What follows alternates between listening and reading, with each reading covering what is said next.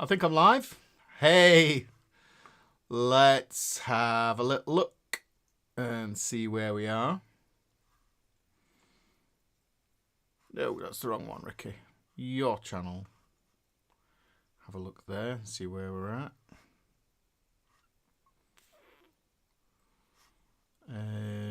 Anybody rolling in? I should have said when I was going to go live, shouldn't I really?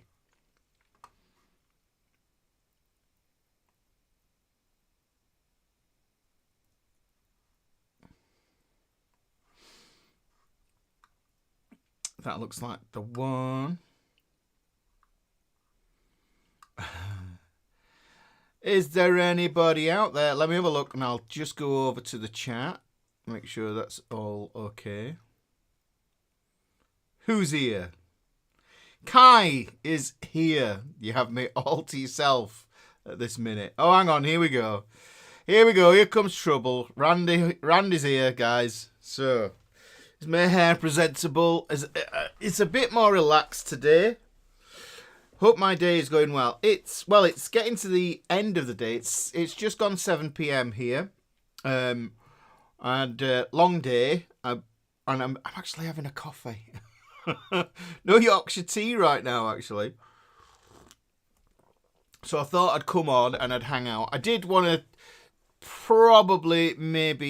I did think to myself, well, I usually come on with a topic in mind to talk about, but I will be completely swayed by any questions you might have in the chat there. But I did think to myself, it might be a good idea to have a topic, and that topic that I thought of was actually something really, really simple, and that is power chords. Yeah, so you can hear me loud and proud. Lovely. That's great. So now, that's cool. So I haven't got any notes. So everything's completely off the cuff. Where are we going? Well, we've just lost something there. Let's have a look. So I'm flying by the seat of my pants. No lesson plan. No nothing. You can just ask away if you have any questions. And or if you don't have any questions, or you just want to talk about something that you've seen recently that you thought, oh, hang on, that's pretty cool for guitar stuff, because that's what it's like. I've got my parlor guitar here, and I have my electric here as well. So, and that, like I say, I was thinking, right, well, when I did my last hang, I didn't have any idea of what I was going to talk about, and that lasted 5 hours. 5 hours. Yes, Patrick, power chords. Power chords are amazing. So if you want that, that's the thing. Then I'll have a look at that. And when it's done as well, I'll leave this up, but I'll put some chapters in where you can click through onto the topics that I've looked at. Yeah, Stevie Pinhead's in the chat as well. Power chords. Yes. So look, shall I go with that? I'll go with that. Shall I? I'll go with power chords. And it basically, what I'm thinking with power chords is I've seen. Shauna said, I have a question. Have you ever dived into guitar making kits? I did make a guitar when I was younger, and I suppose you'd probably call it a parts caster now. And it was salvaged from a whole bunch of other stuff. Randy, what are the other grids, please? The other grids are secret for now. I know my tease with the grids, but the thing is, they are part of something that I'm building, that I'm completing, a book and a course and everything else like that. So, because the thing is, sometimes when you put stuff out here on YouTube, other people just copy it blatantly, and then and it makes you feel a bit crap. So that's what we're trying to avoid, a bit of that going on. So, but I hope you understand. But the thing is, if you've got the 2 grids down. And look, let me tie it in with power chords. So the power chords, the framework that we could look at with power chords is we could use the L7 grid. Yes, we could use the L7 grid. Let's look at it in the key of G. So I'm going to go that as my tonic, which is also the root note of chord 1, isn't it? Yeah. So that's my tonic there. My key. So if I'm thinking, all right, somebody says the key, then I'll look on my E string and I'll find that and I'll go, oh, that's the key of A. Oh, am I in tune? No, it doesn't sound like I'm in tune. I've been using the old bar today a bit, so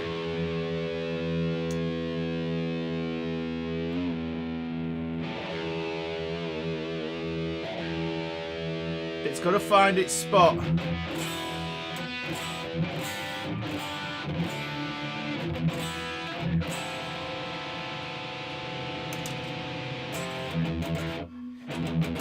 Right, so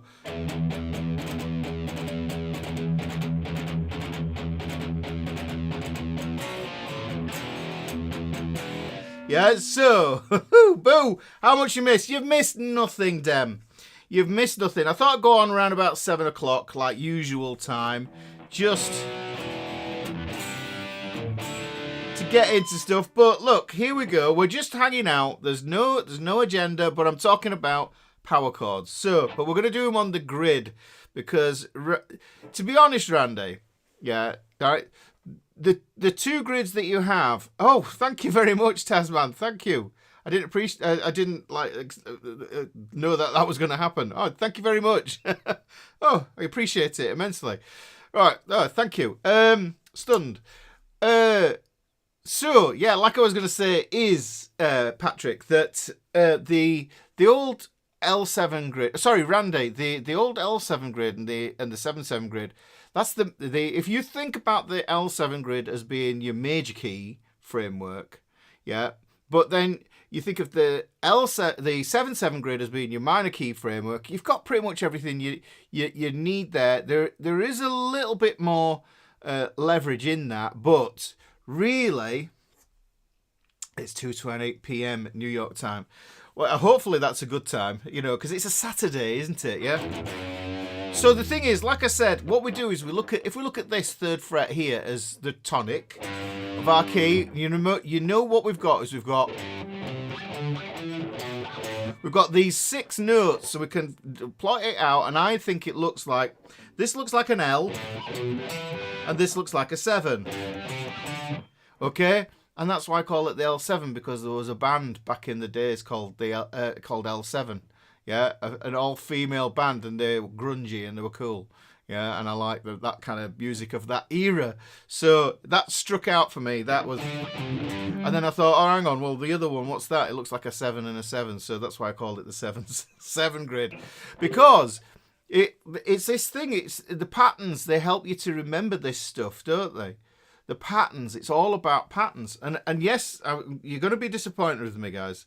I'm drinking a really nice Italian black coffee here. Straight up Americano. That's how I drink my coffee. None of that, no milk in it.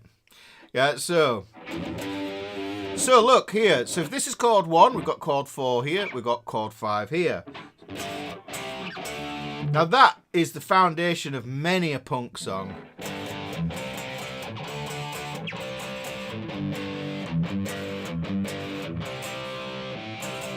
All downstrokes.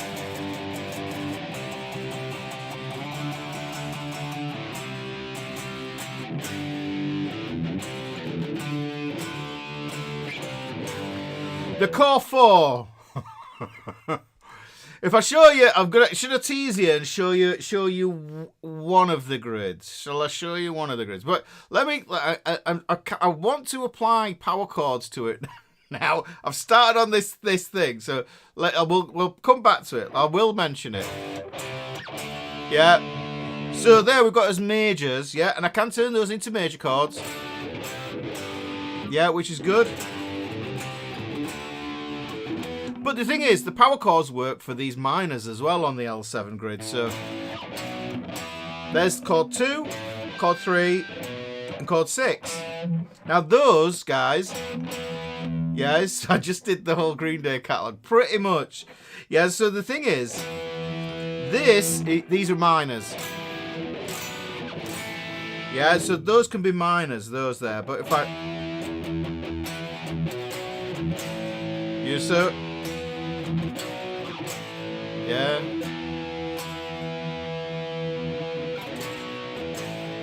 So those are where the minors live. Same key. So what you could do is you could just like... This is a great one for beginners. I think this is really, really good for beginners. Not, you know, if you're just getting into it and you're trying to get control of your pick, is to get the old pick going. Keep that momentum going with that. You can palm mute it as well. I like to palm mute it like that. And then jump over. I'm jumping over from the A and D strings to the E and A strings. So we're changing position, so the power chord there, can you see that? Can I zoom in? Yeah, of course I can. I can zoom in. Boom, there you go. So there's the power chord there. There we go there. And then we can put it there. So what I could do is I could just follow the dots. You see the dots? Nice and fun.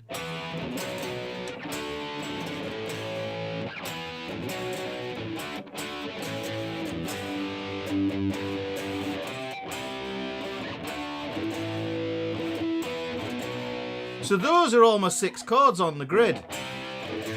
And you can practice messing around and like you could go, I think what's a good one is going from 5 on the E string to 5 on the A string to 7 on the A string to 3. So you go. That's your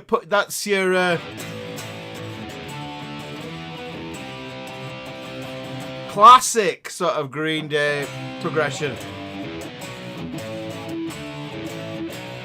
You know, and you can reverse that as well. So you're going from the A string power chord to an E string power chord, take it up to 7, drop it down to 3. Yeah?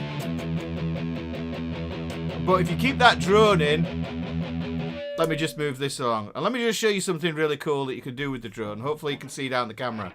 Now what I'm doing is I'm resting my karate chop part of my hand on the bridge there.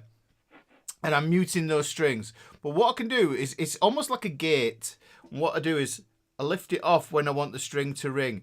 And then what you can do is you can create this texture between these two sounds. So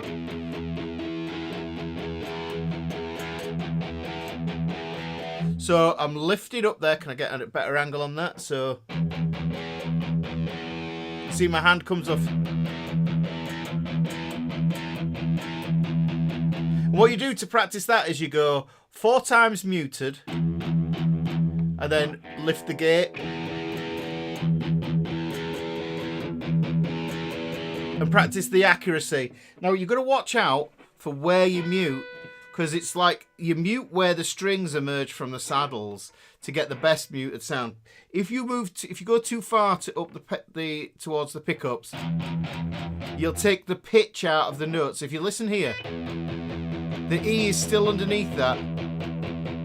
But I'm going to slide this up here, and as I slide it up, you'll hear that it actually starts to just get to be like this metallic noise, which is something you can use.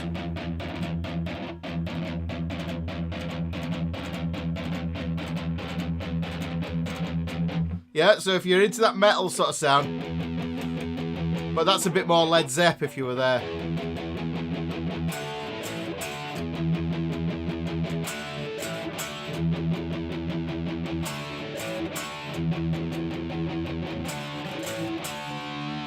Yeah, so we got that. Does that make sense? And I'm just jumping. Let me just move this over this way. Hey up, David. So I'm doing the power chord thing there. Now, when I started doing these power chords, I used to use my first and my third finger. And sometimes, you know, it's a bit of a stretch when you're down at the chunky end of the neck, down there. Now, I'm used to it now, but when I started out, I wasn't. And I was thankful when I watched... I can't remember which thing it was. It might have been Live Aid, and where I saw Brian May playing his power chords like this, with his first finger in his pinky. This guitar is a Pacifica. It's a Yamaha Pacifica. It's a PAC 612V.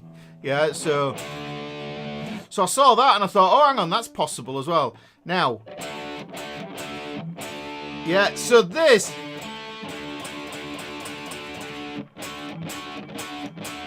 Psychic Saturday. This is a new session other than the Wednesdays. Yes, it is, Anik. I'm just coming on. I'm just coming on for a bit of a social thing, you know.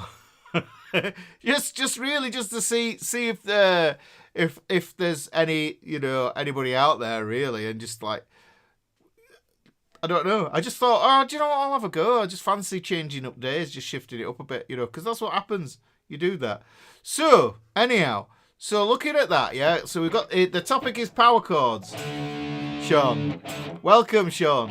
So we've got this power chord here. And just moving it from there to there. Now you can do, like I say, the picking can be, if you want an aggressive sound, it's all downstrokes. But you've got to be aware that when you do that, let me just shift this over this way a little bit more. What happens is, and I'll talk about picking here as well, actually. When I play that, every time I do a downstroke, I've got to do a missed upstroke that is wasted. Yeah, so if I'm doing downstrokes and I want that aggressive sound, then you've got a waste of energy happening on the upstroke. Okay, so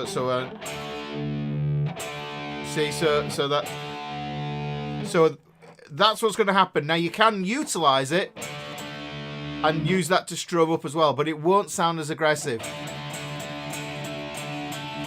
But it's good for you to get used to your controlling your pick on 2 strings. So doing that there. Yeah. Whereas just downstrokes would be.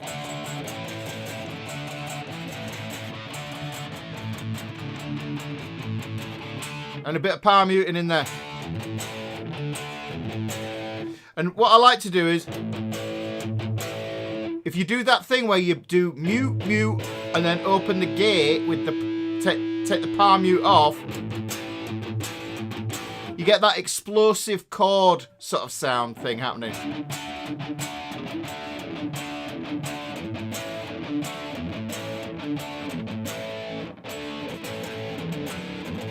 Yeah. So these are just basic power chords, guys. Just basic. But I'm following the dots. Yeah, and I've got an E here.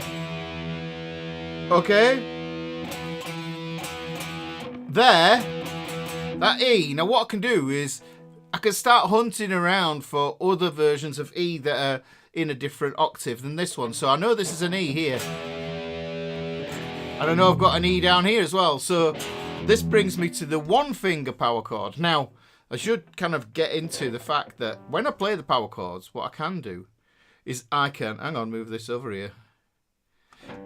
Instead of just using 2 fingers, or my sort of Brian May power chord shape here, what I can do is I can put my 3rd finger and my pinky on there to hold down an extra root with my pinky there. I can actually hold it down with my 3rd finger as a little mini bar across there. When I mean a mini bar, there's no vodka or whiskey in there. Yeah, so I'm holding down those 2 strings there. Yeah. So I'm actually sounding it and strumming the E, the A, and the D string there. So I get 3 notes. But this is just a repeat of the root note of the power chord. Okay? So you can have it like that. And you can drop it down a string, do the same thing. Right? Now, that's cool because, like I said, when I was looking up here for the E, if I want to go down here for a lower E, then instead of just having the open E string and the second fret of the A string to go at, I can now include that octave here. It looks like the same notes that you would use for an E minor chord, but you wouldn't play any of the other strings. You'd only play the E, A, and D string for a power chord. But what is cool about this, and I love this because this is where muting comes in. If I mute the G string with the pad of my third finger there, then that means if I do that, I'm removing the third. So basically I've got root, fifth, root, fifth, root. So I've got a big massive power chord that I can play there. Okay, so here's the thing. What's going on? So this, look, so look at this. If I ring through all of my strings,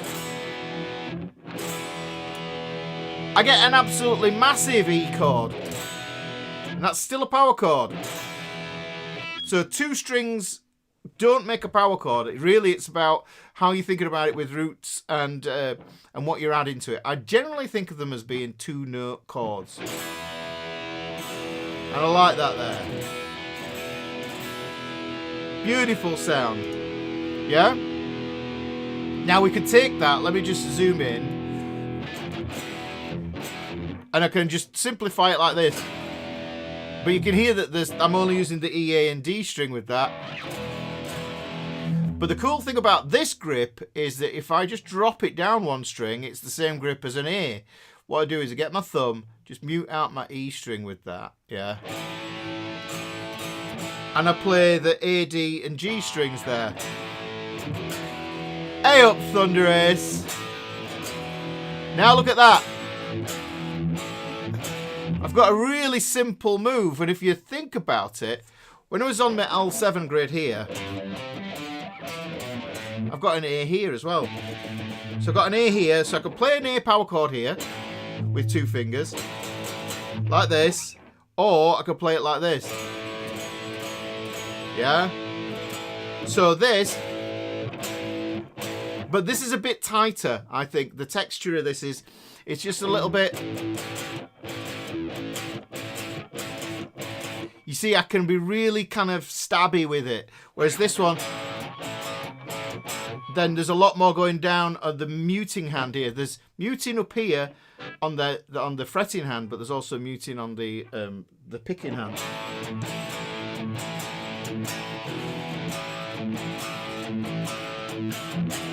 Yeah? What other chords have we got in that G? Yeah, we've got a lot of chords in there. So let's have a look. We've got the A. Right, well, let's look. We've got the D. So what would we do if we wanted the D as well?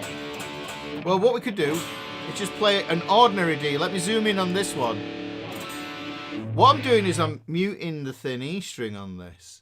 Muting that thin E string, so I'm just playing the D string.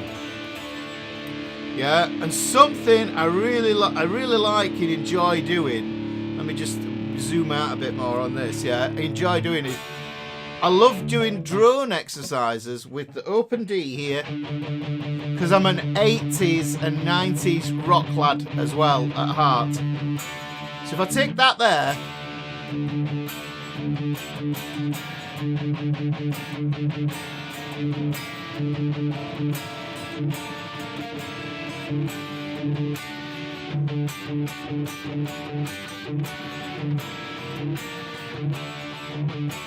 so I've got all this, and I'm doing that exact same thing. Which is the way? Which way do I move, Ricky? Which way do you move? Exact same thing with the.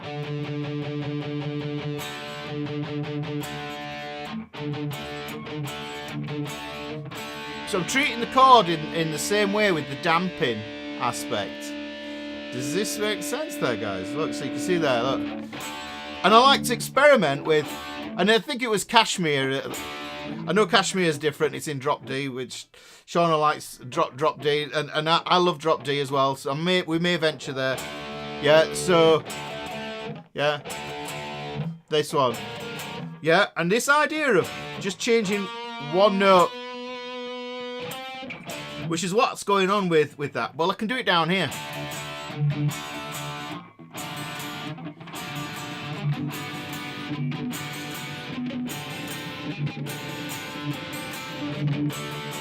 Yeah, but it's not quite right. And you've also got...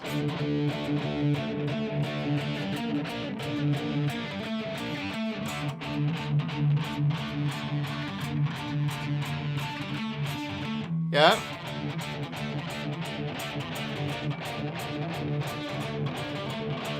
Mom's Spaghetti Song, yeah?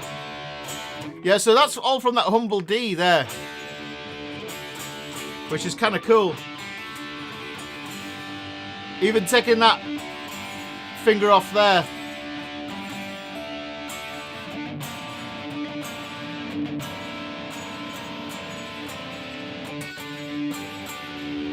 So these...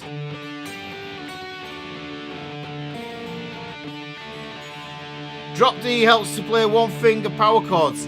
Yes, amazingly so. Amazingly so. Let me just move that over there. That's better, yes. So we've got that there. Right? There was another one. There's another one. And in that grid, remember there's the majors. So we've got G, C, D. Well, we've just done the D as an open chord. We've done the E as an open power chord. We've done the A as an open power chord. So what do you do with the G? Well, the G power chord, this is one of my favourites. Massive sounding chord, yeah. You can put your pinky on. If you play a full G like this, take your index finger off and mute out the A string, because that's the one with the third on it. If you put this finger on here, that's the fifth. So you're playing the E string, the D string, the G string, and the B string. Now you can put your finger on to get another root there if you want a bit more ring on it. But what's cool about this one is how it transitions to the D. You see? There's the G. Right, and I've just given the game away what I do for the C.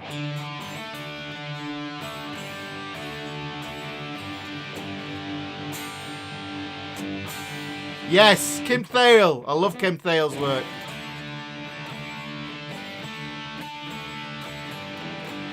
Yeah, so there's your G. Instead of, can you hear there's a difference? Look, even if I double up on that root note. You see, trying to do that with that. It's a bit bigger, and there's obviously a wider excursion for the pick to go, because the pick has to start above the neck and then go below it and then come back up again. So the excursion of that pick, whereas that's a tighter picking pattern. Can I move that? Yeah, I can. I'll just move that over there. Just show you. So this is, look how far the pick travels on this is the G. That's it, based around a G-shaped cowboy chord. But if I do it as a power chord, I can keep it a lot tighter and a lot more localized, so the excursion doesn't go that far. Right, so like I was showing you, yeah, we'll get to it. I know what I'm doing. I know where I'm going to go next. So the C chord. We also had the C chord in that grid. That's the 1, 4, 5. So if we can figure that out, then we've got the 3-chord trick in there. So now I'm not a fan. If we look at a C chord in itself, let's look at that C chord there. That kind of works, but I'm not fond. So what I do is I'm a bit of artistic license. I take that root note and make it into well, we'll call it a second. Yeah, so it's a C sus2 that essentially I play there. So I've got the C on the 3rd fret of the A string, an open G, and then that note there, that D on the 3rd fret of the B string there. And it sounds great. Now what's cool about this is look how easy it is to move from this. So if you're doing a C to a G, the whole hand has to move, whereas with this you go.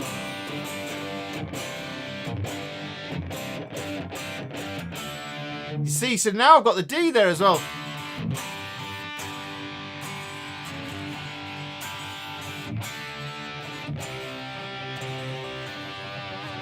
Yeah, and we've got all this good stuff. Yeah.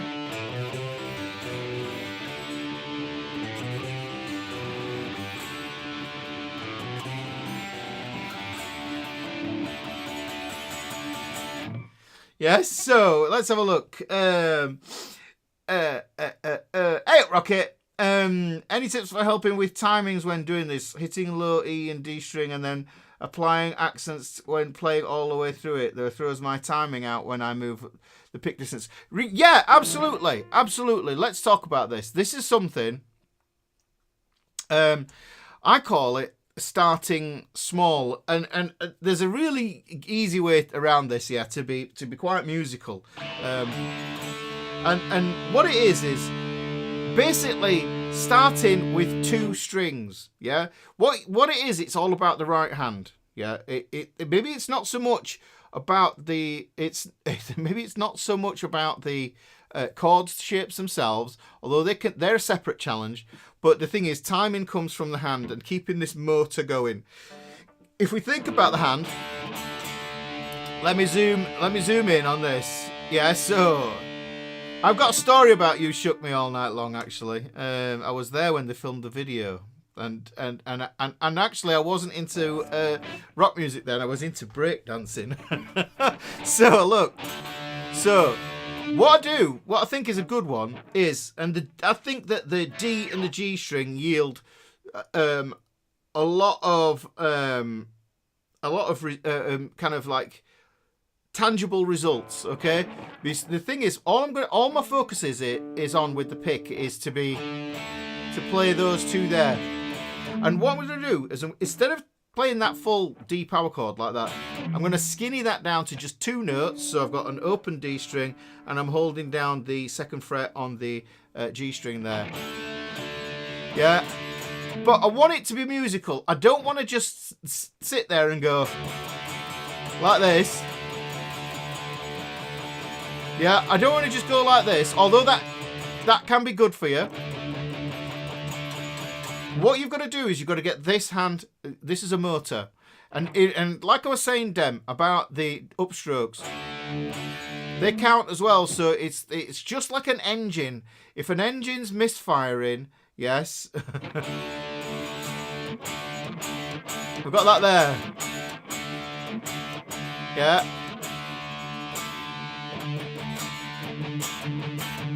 Yeah. So I can practice all downstrokes. But if you're doing downstrokes, then you know what you're doing is you're wasting that upstroke. So if you want to utilise that, then what you do is you do that slow. You know, or you can ring it like that, and then focus on a dot somewhere else and find 3 positions. And I think 3 positions, 4 positions, where it sounds good to you, and experiment with this. This is what I call starting small.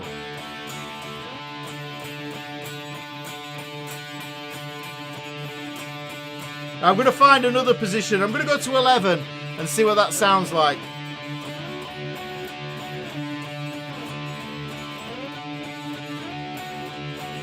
Let's add 9.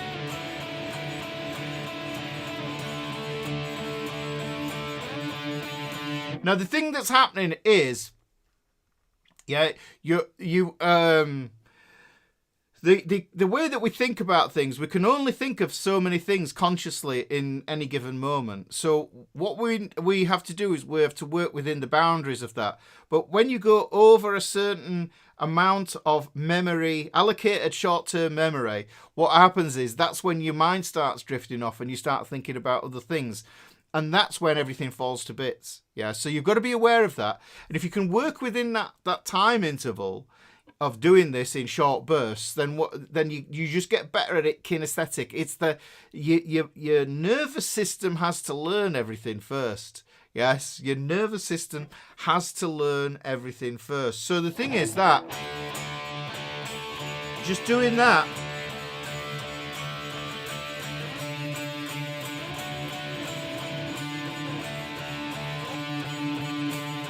I'm going to go for this one. It's going to sound off. And if I get one that sounds off, all I need to do is move up 1 fret or down 1 fret to make it into something palatable.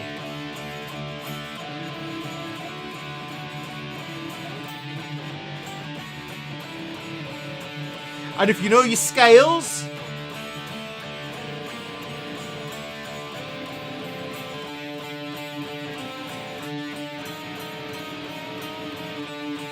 Yeah, I had to play a wrong one there. But here's what you do when you play a wrong note: play it again. Yeah, and then if you feel the confidence that you get from playing it again, because people go, oh, the first time you played it, it was like, that's a wrong note, and the listener goes, oh, he played it again wrong. Oh, it must meant to be that way. Yes. Now let's address this this thing. Let's address it. Yes, back in the day, I was in a breakdance crew called Sonic Rock. Basically, it was. Well, I started out doing the robot. I started out doing a robot at high school, and I got really into that. And then I saw a film called Breakdance Electric Boogaloo. Who knows that one? And then I saw Beat Street at the cinema, and those movies they really got me. In Breakdance Electric Boogaloo, there's a character called Turbo and I just loved that guy so much, and his popping and locking. And I was more of a popper and a locker, and I can still do it now. Yeah, Sonic Rock. That's the name. That was the name of our crew, and we were sponsored. We were sponsored by a local sports shop. And they made us like some shiny jackets. We had blue shiny jackets with white stripes down the side, and in red it said Sonic Rock, because that was the name of our crew. And so that was the thing, you see. So yeah, good old days. You know, we used to do like dance battles and go to the clubs around us that did breakdancing and stuff like that, and it was like, it all seems a little bit silly now, but it was amazingly good fun, and I would say that probably a good crew. We had about 12 of us generally. You know, I'd probably say a core group of about 7 dancers, breakers and poppers and lockers, and we made routines and stuff. And we used to do demos, and so we did all sorts of stuff like that. And we were, so did I have a copy of the Big Book of Breakdance? No, we never did that. Sean is from the Bronx, so yeah, exactly. This is you see, the Bronx is more Beat Street. If you have ever seen Beat Street, then that's what informed me what the Bronx kind of was about, really, you know. And so it's crazy. You wouldn't think it, would you? But I can still lock and pop. And if what I used to do is, if my kids used to scream for things in the supermarket, and you know, like, I want that, I'd say, listen, if you don't stop, I'm going to break dance, or I'm going to do a moonwalk. Yeah. Up to the frozen food aisle. Dad, don't do that. So embarrassing. Yeah, so that was great, you know. So, but for me, you know, it was a whole. I immersed myself in the whole breakdance movement, and it was like right. I can say I was there right from the beginning in the UK, we did some right old stuff, some competitions and all sorts of stuff. But it was good fun. You know, I know Johnny used to do Public Enemy breakdancer from Beat Street. There you go. No, Dad, no. Yeah, you know, it's like, that's it. Moonwalk to get some French fries from the freezer. Moonwalk and put them back in the trolley, and just see the faces mortified. It was like, yeah, yeah. So yeah, it was pretty cool. Are you having to go then, Patrick? Okay then, Patrick. Well, I'll see you soon. So that kind of takes care of the grid there, doesn't it? Look at that. So you can see that's what I was talking about. Got sidetracked here. What was my name? Well, my last name is Comiskey. Yeah. So my last name is it's actually Irish. yeah, but people thought it was Russian or Polish or something. So, so the thing that happened was that got turned into Tchaikovsky, into chemistry, and all sorts. And it ended up being that my nickname was Chemistry. Yeah, right. And they used to call me. And I didn't come up with this, actually. I was given this by... We had a guy who was like a kind of looking after us manager, got us gigs and things, because we were like teenagers. Like early teenagers, like 13-year-old. So, and he gave me the name DKP, Dr. Kemi Popper. Yeah, so DKP. So that was my street name. Yeah, for my dance street name, DKP. Yeah. Yeah, and it's crazy, you know, and it was a lot of fun. Yeah, Electric Boogaloo, yeah, all the chicken in the shopping. I went to see that Breakdance the movie, I think something like 14 times until they stopped it, you know, until it's like, all right, okay, the run of that movie's over, and I was like gutted, but I saw it so many times, and because I was just going there to like steal the moves, yeah, because I just wanted the moves. And it was like that was the one. So yeah, it's funny. Maybe we should do a video where I'm doing it. No, DKP. Yeah, it was DKP. Yeah, so DKP in the house, and I used to my favorite artist there was a series of tape cassettes called Street Sounds. I don't know if you remember those. And Africa Bambaataa and the Soul Sonic Force. Those guys were my jam. Those were the ones. Dr. Kemi Popper. Kemi. Kemmy. Yeah. Dr. Kemi. Yeah. So yeah. Yeah. So that was the deal. Yeah. All that stuff. Still remember some of the raps as well, but I'm not doing those. That's not going to happen. So, like I was saying about controlling this pick, start small. If you have to, what you could do is just pick one string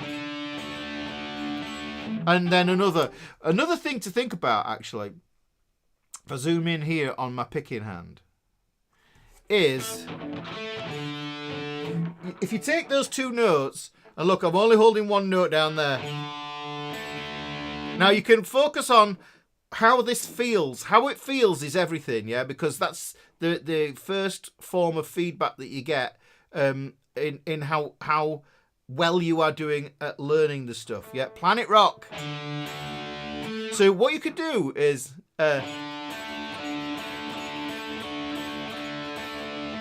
you could do it downstroke and then upstroke, or you could do what I call inside picking, which is where you pick up the D string, down.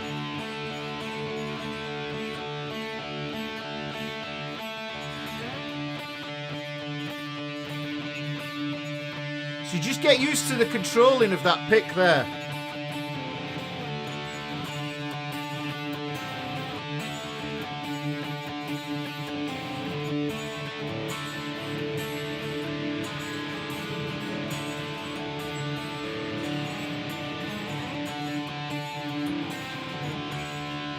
Yeah, so kind of a cool sound, a little bit Screaming Trees, if you know who those guys are. Street Sounds still going strong. Oh, they have a website, dude. Oh, wow, that's amazing. Mrs. Ricky is currently at the theatre watching Hairspray. I'll let you in on a secret. I can't abide musicals. Yeah, and funnily enough, James, who does my video editing, he's a pit band guitarist, and that's what he does. This is bread and butter, doing musicals. But I don't know why. I think what it is when I was a kid, my sisters, I'll get there. We had a VHS of Annie, the musical, and my sisters played that tape until it was thin, so thin, and I knew the songs, I knew the script, I knew all the dancers and everything. Didn't partake in them, but I just grew to hate that musical so much.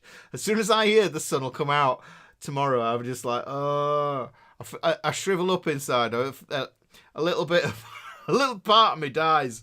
It just takes me back to that, because my sisters, my two sisters, they used to, if they got hold of something, and I don't know if you guys were like this when you were young, if you got into like a song, you would play it on repeat, you know, like, but they would just overdo it. They would overdo it. And it was like, that's, you know, what was the thing, really? Hello, Stereo Reverie. Thank you very much. Thank you very much for that. Good to know that I'm sounding good and looking great. It makes a change. So the thing is, yeah, that's why I just can't abide musicals. And so they have gone off to watch Hairspray. Now, some of you out there say, yeah, okay, Hairspray, it's great. It's great. Can't stand Grease. Can't do it. I just really can't. And my wife, God bless her, she loves Grease 2 with Michelle Pfeiffer. And my eldest daughter and her, they repeated that as well. So I got a double lot of torture, and I think that's just ingrained in me now. And it's like Pavlov's dog sort of thing. I'm trained now, and I will never. South Park movie was the only acceptable musical. There was only ever one acceptable musical for me, and it's like, it was the Rocky Horror Picture Show. Yeah, because it was just when I was really kind of getting into rock music, if that makes sense. Because when I started out with guitar, the reason I wanted to play guitar is I wanted to play blues, and I didn't want to play electric. I just wanted to play acoustic. Yeah, so that was like kind of around that period when I thought, oh, hang on, I'll entertain this sound. It wasn't too heavy, you know, and then, you know, that's the way it works. So, you know, but until one day I heard Pantera. And then it all changed. And once I got that, you know, so starting with blues, and then I liked kind of like, there's an album I used to listen to, the Woodstock album, the original one with Crosby, Stills, Nash and Young, and it's just all those, you know, those artists that everybody kind of reveres from that era. So that was the thing that kind of informed me, and I loved all the acoustic stuff there. But yeah, rock wasn't something that I was particularly drawn to until I really kind of got into Pantera. You know, maybe a bit of. There's an English band called Thunder. The Little Shop of Horrors. No. What was it? Boom.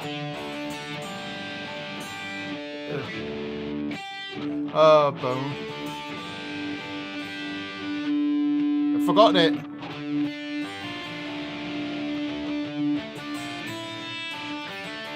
Yeah, Love Walked In. That's what it was. Love Walked In Through My Door by Thunder. And that was a cracking song.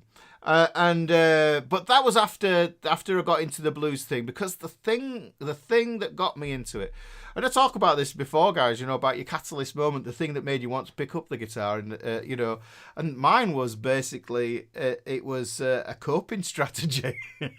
This thing, you know, I was going out with this girl for like, I left home, I went and worked at the seaside in Blackpool. Yeah, I went and worked in Blackpool, flipping burgers, frying chips, serving ice creams on the promenade. And I met a girl. We fell in love. We moved back to my hometown together. And then a short time later, it just fell apart. And that was it. She said she didn't love me, broke my heart. And that was it. And then I heard Feeling Bad Blues, I think it was. I watched the movie Crossroads with Ralph Macchio. Karate Kid lad. And it's basically Ry Cooder and Steve Vai doing all the guitars in it. But it was the blues. And when I heard that, I thought, oh, that sounds just like how I feel. That's just like how I feel. Yes, Ride. I like Ride. They're not too far from here, I don't think, Ride. A bit shoegaze. So yeah, I thought, that's how I feel, man. Blues. And then whenever I heard it, it kind of made me feel a little bit better. And I thought, I need to make those sounds. So I went out to, I don't know what you guys call them. We call them car boot sales. Well, basically, people drive into a field, open their car boots, get out a table, put a load of their stuff that they're trying to clear out of the house. They put it on a table, people walk round and buy it. Yeah, so I went round one of those and I bought a crappy classical guitar for £7, which was like, I thought I might not stick at this, but as soon as I picked up the guitar, that's where I got it. It wouldn't stay in tune. It was awful. And then as soon as I picked it up and I started making some sounds and finding little things, I thought, oh, this is amazing. This is absolutely amazing. And that was when I had a friend who had a really good record collection, who had a guitar as well. And he said, oh, yeah, I play a bit. And then he showed me. He might even pop up today, Annie. And he showed me a few bits, and I was just like a sponge. And it's like there was no way at all that he was gonna show me anything, and I wasn't gonna steal it. Yeah, so because that's basically what I did. Is like somebody would show me something on guitar, and then it's like I just learn it, and then I would just like ravenous for these different sounds and putting them into the guitar. I still had this crap guitar until I could afford a Les Paul. I had this old. I can't remember what brand it was. It might have been a Tanglewood Les Paul copy. Yeah, flea market. You call it a flea market. Yeah. So yeah, Sticky Ricky. So that was the one, So, and that was it. That was it. And then to boot, yeah, where I lived, and I hadn't even seen it. It wasn't even on my radar. There was a guitar shop the next road up from where I lived, and then that became my church. And I used to annoy the guys that worked in there because I'd be in every day. And if I was in every day, I knew I could pick up a lick or a riff off somebody in the guitar shop, and I learnt lots of stuff in there. And then I was in a band with one of the guys from the guitar shop. Yeah. And then I ended up roadieing for the guy whose guitar shop it was. So it was a really interesting sort of way of kind of growing this getting into guitar. But really, it felt like I was compelled to play it after I'd heard the blues, and that was the thing. So yes, so hopefully that makes sense. Did I hear of it? Okay, Muddy Waters. Yes, Muddy Waters. Well, that was one of the things that I heard, and I used to. There was all sorts of different stuff. We used to have in the UK. We only used to have 2 television stations. We used to have BBC and we had ITV. And at night time, the TV used to go off at midnight, I think, something like that. And then we used to have a programme called CFAX, which was like, it's all blocky lettering, it's all very 8-bit. And there'd be holidays and like the news and what's on TV tomorrow. But the music underneath it was the music they played underneath it was Alan Holdsworth. Yeah, so it's like it's like I used to stay up really late to video the CFAX so that I could capture the music. It's really crazy, but there's a lot of jazz fusion guitar stuff going on there, But you had to work. When I started, you had to work to find the music. You had to be introduced to it by a friend or somebody, or or go to the library. Now, terrible. I'm going to admit, a crime of the past. I was awful at getting my library books back, and I was always getting fined, and it's like, and I'd just ignore them. But I would still use the library, and I would go down to the library, and I would take paper and a pen with me and draw out tab of books. I'd open the books on the table, draw it out, and that would be how I'd like maybe learn some songs or something like that. So yeah, that's the way we used to do that. And then I found a great little second-hand store shop where they sold. There was American guitar magazines, and there were American VHS cassettes, of stuff like Young Guitar. I don't know if you've ever heard of Young Guitar, but it's all like early days of Paul Gilbert and Yngwie Malmsteen, and you've got all these guys, Vito Bratta from White Lion. There's obviously the usual suspects like Eddie Van Halen and all that sort of stuff, but there were lots of cool tapes, and one of them was a guy, George Lynch of Lynch Mob and Dokken. Yeah, and so this is how it all exploded. So, back then there wasn't much rock music on the TV or the radio. It was very, very hard to find. Blues music was even harder to find. So the thing is, it's like we're so lucky right now. You can plug into your browser and say, I want to listen to this. And even if it hasn't been created, you can actually ask AI to do it now. So this is the things, we're very, very lucky with what we can do. Ricky, playing guitar to cope with having to watch musicals. It was very much so, Randy. Yeah. So let's have a look. Kevin says, what did you say there, Kevin? Guitar shops. They're a thing of the past, aren't they? They're all going. The guitar shops. There's the demise of the guitar shop. It's a silly thing, really. You don't. The guitar shop is a kind of a social hub for musicians to meet. Yeah,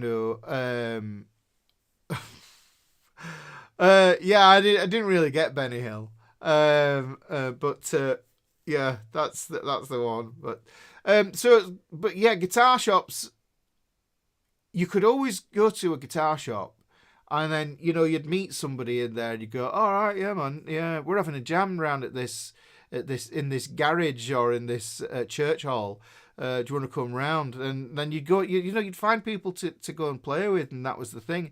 And we had, this like little network, and you talk to somebody and say, "Oh yeah, they're looking for a guitar. You play a lot like that. You might have heard of this band. Have you heard of this band?" And it was great for networking. And those places, they were really important, and they're gone. And that might be part of the, the live music scene is well, it's on its backside, really. I think it is here in the UK. I know for a fact that a band goes out for between 300 and we're talking a 3-4 piece band going out in the UK for £300 to £400 to do a gig, 2 45-minute sets. And but you got to the professional gear that they have is just probably, you're taking about 50 grand's worth of gear out to go and do this gig to earn 300 quid, so it doesn't make sense economically on that front. But that's what you have to do if you want the gigs, because everybody's just so slick and stand out now these days. But back when I was started out gigging, I'm sure we were doing like 250, 300 quid for a good gig, yeah. So maybe that's part and parcel of the whole thing. Is live music undervalued? Is it just something? Is it just another layer of entertainment that we just consume mindlessly these days? Because it never was it? If you think about it, years ago. Like 300 years ago, the only place you would have probably heard music would have been in church on Sunday, or in the village inn, listening to the local folk musicians doing a bit, so and that would be it. That's how you would probably encounter music, I should imagine. But yeah, That's the thing. Let's have a look. See what's going on in the chat. And then the worst thing, one of the things that's happened, I think, with live music is it's been commoditized. Can I even say the word commoditized? Is that the word? Probably. So much that essentially it's all the big entertainment companies that do all the big gigs. You know, it's harder for bands to probably break through, and I'm not a fan of Spotify. I do not use Spotify because I think it's an absolute disgrace of how much artists and creators get on there. I think it's peanuts, and even established artists. You'll see them talking about. I think I saw something about Snoop Dogg put something up about a paycheck for a tune that he did that got like 2 billion streams, and here's $1,000. 2 billion streams, but they're making money on their end, and everybody goes, oh yeah, but it's the distribution and the reach that you get from Spotify. We've walked ourselves into it, really, but yeah, I don't know. You don't hear about it, but there is a great underground rock thing going on in New York City. Do you know something? I keep seeing bits and bobs of young people, because I think what do we call them now? That are teenagers now. Are they generation? They're not Gen Z anymore, are they? They're or was it Gen A? Is it what they're called now? Let's just say 14, 15-year-olds angry at the way the world is, and I don't blame them. Iggy's looking for his breakthrough moment any year now. Well, you got to make it happen. You got to put yourself out there. That's the thing. So really, and I found some really cool bands, and they're young. But the weird thing is it's very, very much like the 90s at the moment. The 90s sound. Do you remember it was like the 80s sound a few years ago, wasn't it? There was kind of like that whole kind of vaporwave came and everything else like that, and there was all these different sounds, but it was like there was a real nod to the 80s, sort of thing. Because I mean, I loved all that sort of stuff, and Shauna, you probably like that. See, Cocteau Twin. If I Desert Island Discs, if we're talking desert Island Discs, one of my artists that I would want to have on there would be Cocteau Twins. Yes, Heaven or Las Vegas. That whole album is bliss. Can't tell what she's saying in half of the songs, but the thing is, the whole album is just absolutely amazing. So that's one of my, if you had 5 albums that you had to take with you, I think that would be one. James just said Love Walked In. Yeah, Love Walked In by Thunder. Yes. Luke Morley, amazing guitarist. Yes. And that was, it was just like, it wasn't too much, So John, John just said that. Was it John just say that? Is that further up there? John said, we had White's Guitar Shop in Sunderland where people used to meet up back in the 70s. A great place. Shame you don't get that now. So yeah, do you know what? I think about this stuff all the time, because on Facebook, when I had my music school, obviously, part of doing that is I used to run rock band programs. So I'd get I'd put 8 people together, right, and we'd create a rock band with those guys, and over 12 weeks they'd learn 6 songs, and then on week 12 they would do a gig in the venue that I had in my music school, which was pretty damn cool. They chose the songs. It was like wonderful. We did it with kids, we did it with adults, and everything else like that, because it was really me just answering that kind of thing that I saw was a gap, that there was nowhere for bands to incubate, so that was one of those sort of places, and we used to do rehearsals as well.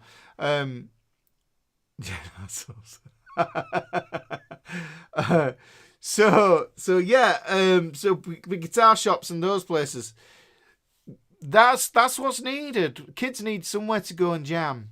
If they do, they need somewhere to get together. Not just kids, because I think one of the things that I observed is that kids tend to be quite fearless when it comes to getting up and going on stage, and like I say, we get a bunch of kids together, and they'd pick a load of songs, and it was always great because obviously because they're young, they'd hear stuff that we hadn't heard before as oldies, and then they'd introduce new music to us, which was cool, and then we could introduce the classics to them as well, which was a nice sort of mingling of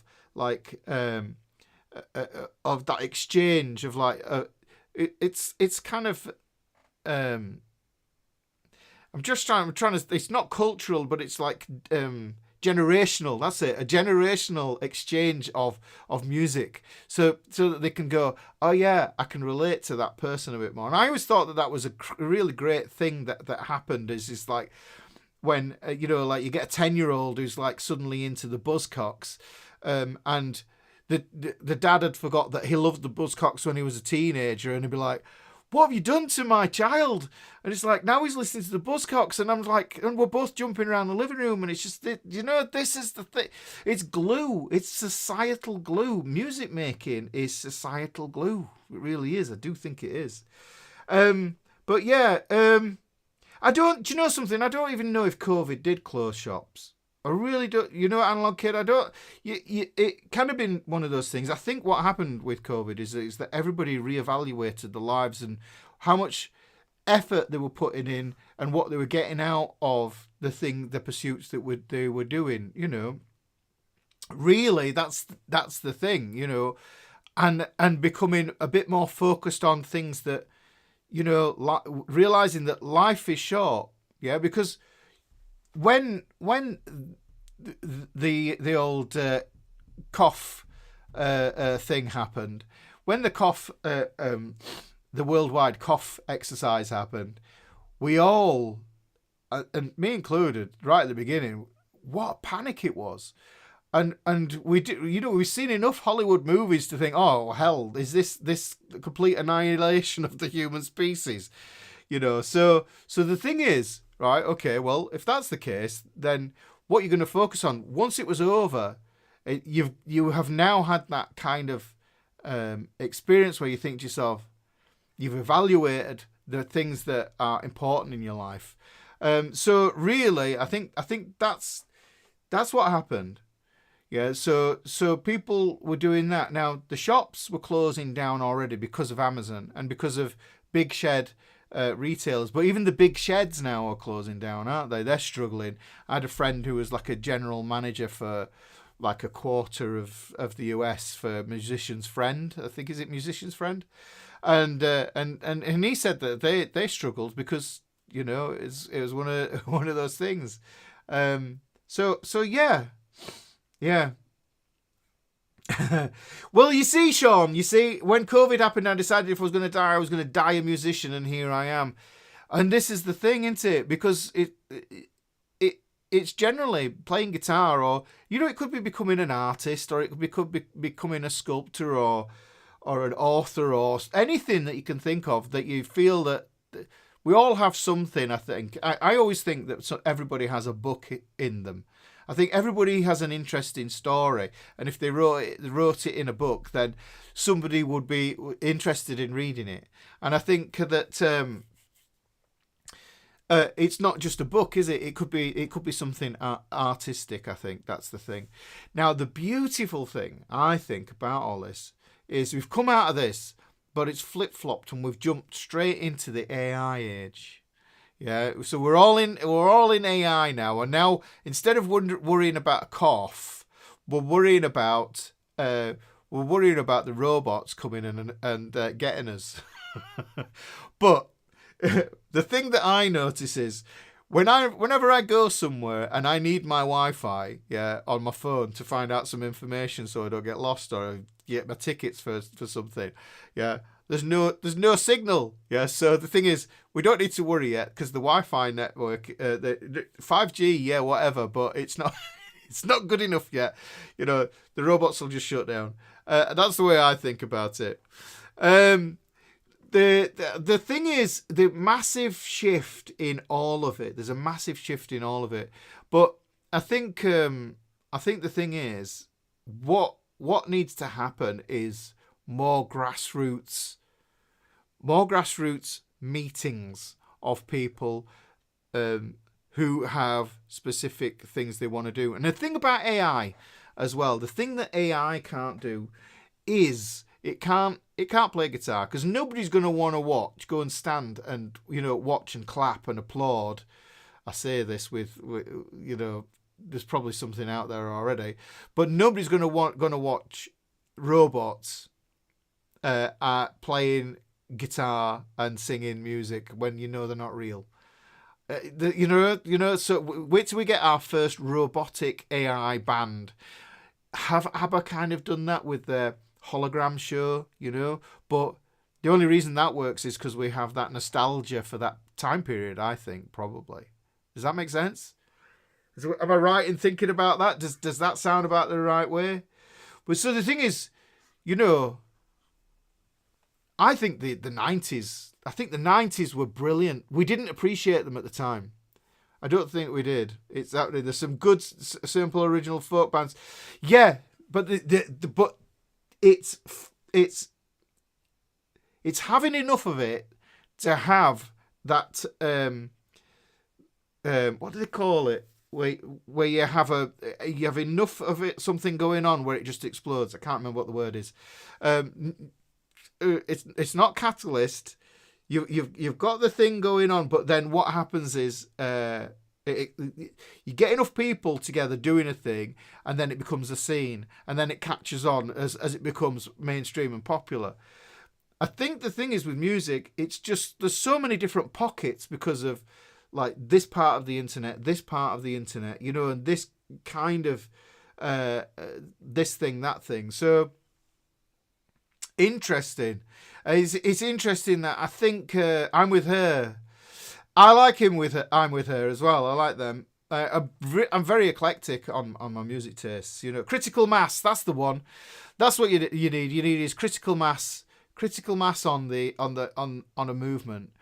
But the thing is, if we give it over immediately to the digital platforms, then it's like expecting to get the reach to create that critical mass without paying for it, because essentially on the platforms and right now here I am a commodity of this platform. This is the way it is, so music lives on. A jam night at the local pub every Thursday, but the thing is, a jam night every Thursday can be quite intimidating. We need more sort of like things where people can go along and just watch, be brave, and dare themselves to be brave enough to do it, and that's the thing. But also some onboarding. We need onboarding. People will be able to get into it, at a smaller level, because like I say, when I used to do the rock band thing, the kids, fearless. We'd show them a load of songs. They'd get up on stage, and I'd say, right, dude, you see that amp there, right? What I want you to do is, on that last chord, when that happens, stand on that amp, and then when that chord happens, I want you to jump off the amp, do a scissor kick, and strum the last chord, yeah? And then I'll fade the lights down, okay? And that's where it'll happen, and everybody will go crazy. If I said that to a grown-up, they'd go, You must be mad, Ricky. I'll break my back or I'll slip a disc or something. The adults, and I say this, it's like we push kids into learning musical instruments and things like that. But I think it's equally important for adults to learn and take up an instrument or art or something creative, because that's where AI can't really. It can't trounce us, really, because Yeah, you can do AI art, and it can look like stuff, and yeah, you'll get robots doing canvassy things and stuff, but eventually you'll come to the point where maybe that will be a gig where you go to a gig to watch somebody paint, do a painting live in front of an audience. You know, a human being, that would be a gig, and that would be the thing that you'd go and see. You know, instead of like, because then you know at least then that this is a thing that actually was created by a human, and then you'll know that was real. It was, and authentic. Do you all have School of Rock in the UK? No, we don't have School of Rock in the UK, but that's what my business was called. I established that in 2006. Back in 2006, I created Ricky's School of Rock. I started in a small, like 300 square foot space, and then I grew into a 2,000 square foot space, and then into a 6,000 square foot space. So I know what School of Rock is and everything, but because we were doing it back in 2006, they were fairly young. I think a young company at the time. There was another guy actually called Peter something. I think it was Green School of Rock as well. But the thing for me was, I was in an original band. We nearly got signed. We nearly did the thing. Yeah, we nearly did the thing. But the bass player and the drummer, had an argument, and all hell broke loose. And then the band was over, and I was heartbroken yet again. First proper true love broke my heart. Then my original band broke my heart. And I ploughed myself into trying to create a music scene, and that sort of stuff. Yeah, I wasn't ready for a band, but I didn't want to be out of it. So I used to put on events. I'd put on gigs with 3 bands in the area, to do that thing of introducing bands to each other. So I'd do that, and that was just the most thankless thing I ever did in my life, but it was such a learning curve. And fortunately, what I did was I bought a PA system. Yeah, so I had a mixing desk, speakers, amps, the whole thing. Back then, it was a lot heavier to carry around. So I did that, and I used to go and I'd do sound for shows and things for other promoters and stuff. And and meet loads of people. And that was the thing. It was great for networking and stuff like that. But I got to the thing where I thought there needs to be some more sort of grassroots way of creating this thing for bands, which is what Ricky's School of Rock was. And Ricky's School of Rock actually started out as an article in a magazine. I wrote an article for a local newspaper. And they gave me a double-page spread. I could put what I want in, and it was all guitar stuff. And then so it just made it. It was a logical thing that as soon as I did that, then it's like when I started my guitar studio, I called it Ricky's School of Rock, and that was the start of it. And it was amazing. It was an amazing journey. But then YouTube, yeah. Because I don't know if you guys realize how I came to YouTube, and what it was I used to do a beginner's guitar class where I had a massive classroom, and I would have like 12 people who would come. That would be my class size. We'd all sit in a horseshoe sort of shape, almost like a circle. It'd be tea, biscuits, cookies, tea, cookies, coffee, and they would come for a guitar class, and then what I would do is I devised like a beginner's guitar program, and I would go through that, and the idea of it was at the end of it, you really, really knew the nuts and bolts of how to get started. It wasn't necessarily about becoming. because you can't promise that. You really can't promise that you do this, you do my guitar course, and at the end of it, you'll be a rock star. You can't really promise that, because over those 19 years of doing it at the school, but prior to that, probably about 30 years of teaching in classrooms, just some people just their hands just won't do as they're told, or they've actually had industrial accidents. I can't tell you how many engineers or mechanics have had come to me. Ricky, show me how to learn to play guitar. All right. So have you picked up your guitar before? No, but this finger doesn't move. This one's frozen like that. Okay. So we're already working, with limited resources here. So it's no cookie cutter sort of thing. So anyhow, long and short is I like to provide lots of resources for them to learn when they weren't in the classroom with me, because that was contact time, having a lesson with me, and then I could look at the hand, point to where the finger could go if it moved enough, and then what it would be it's like then I would send them away, and then the week later they come back. So it was important to have resources, and that's where YouTube came in. So I used to put videos up there. There are a load of videos on the back of my channel, that will never see the light of day because they look like they were filmed with a potato. Yes, so and a good cook. So what happened was, I did a video, and if you look at it on my channel, it was the Battle Ends and Down Goes Charles's video. It's had nearly 2 million views now. What happened is I accidentally became a YouTuber.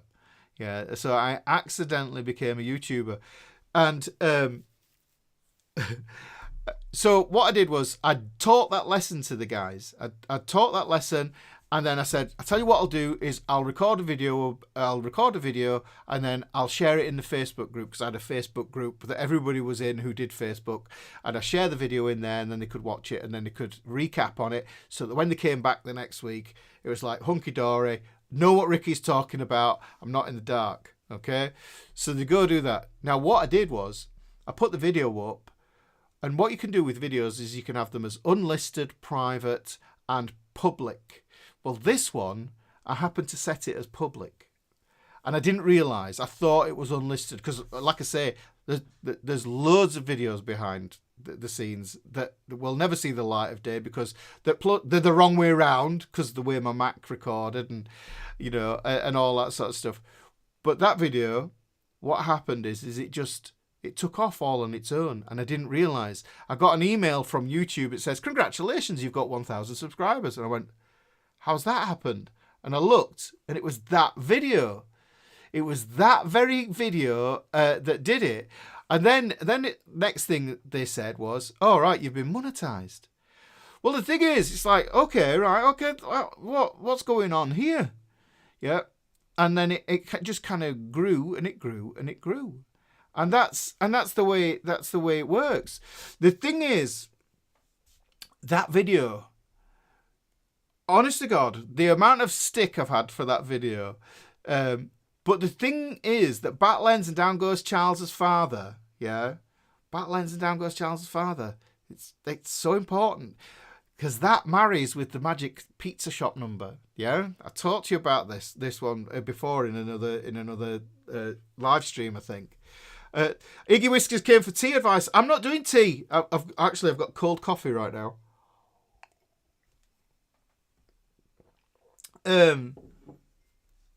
So I hate when somebody starts a guitar lesson without saying what key it's in. You need to know. That's the first thing you find out. What key are we in? It's like somebody dropping you out of an airplane, with a parachute, and you're landing somewhere and you go, right, where am I? I don't know where I am. How am I going to survive? But if they drop you and you know where you're in the right country. Now I'm globally famous and beloved by. I don't think so. beloved by millions. No, well, I've had a few views. Let's put it that way. But the thing is, that's how it all came about. I've just been very, very organic about how everything. DKP. I've been very organic about how this all came to be. And even the book was completely organic, and it's like maybe some things I'm really keyed up on, and I know I can see where I'm going with things, but sometimes I'm oblivious, and it's like it was in the Facebook group that I had because I thought YouTube is really hard to communicate because comments get super buried and you never ever see them, and if somebody remotely says something that gets banned, then you're never going to see that comment. So that's why I set up the Facebook group, and I set up that Facebook group, and then there's a lady in there called Iris who did a folder, and she had printed out all her PDFs. And it was like that. And I said, oh, that looks great. Maybe I should make that as a book. And then everybody went, yes, you should, Ricky. You should make that as a book. And then, isn't that crazy? Isn't that really, really strange how the world works? It's really strange. So, got my heart broken. That's the thing that made me pick up guitar. Yeah, my band broke up, which is the thing that made me pretty much start getting into the music scene, and ended up creating my music school, which I did. And then an accidental video gave me a YouTube channel, and then somebody mentioning something really, flippantly and casually in a Facebook post ended up being a book. Isn't life amazing, really, when you think about it? Cold coffee, warm tea, straight whiskey. I am a proponent of that. I do that. I Jack Daniels, or any good bourbon. I don't know how you say it in the States. I think bourbon, Yorkshire, bourbon. But we're good. Yeah, cold coffee, warm tea. No wonder there was a revolution. Yeah. So yeah, it's nuts how it all. You're getting the origin story, aren't you, here today? Right, do I need to? My ring finger is frozen, second finger joint, great for root fifth bar chords. The funny thing is Kevin, you say that, and what I did, or what I've done in the past, specifically for different students, what's happened is if I can examine their hands and I can see what mobility they have, there's always a way around it somehow. And I always think to myself, simplified chords, yeah. This is why I'm not a fan of like going down this like smack your hand with a ruler if you don't learn your bar chords. There's always a way around it. You can cheat. So if you cheat, as long as it serves the song, it does not matter. As long as that's all that matters. If it sounds good, it's good. And that's the way I think about it. It's like, yeah, do that. Make it, if you can make music and it makes you happy, other people go, oh yeah, that's cool. You're winning. It doesn't really matter, does it? And that's for yourself or for if you're doing it for an audience. Wilbur Friesian. Wilbur is an ex-student from Ricky School of Rock, indeed, aren't you? Yeah, and actually, Wilbur was a student who went on to go and play guitar on stage in the School of Rock at the West End for the official show in the West End in London, didn't you, dude? Yeah.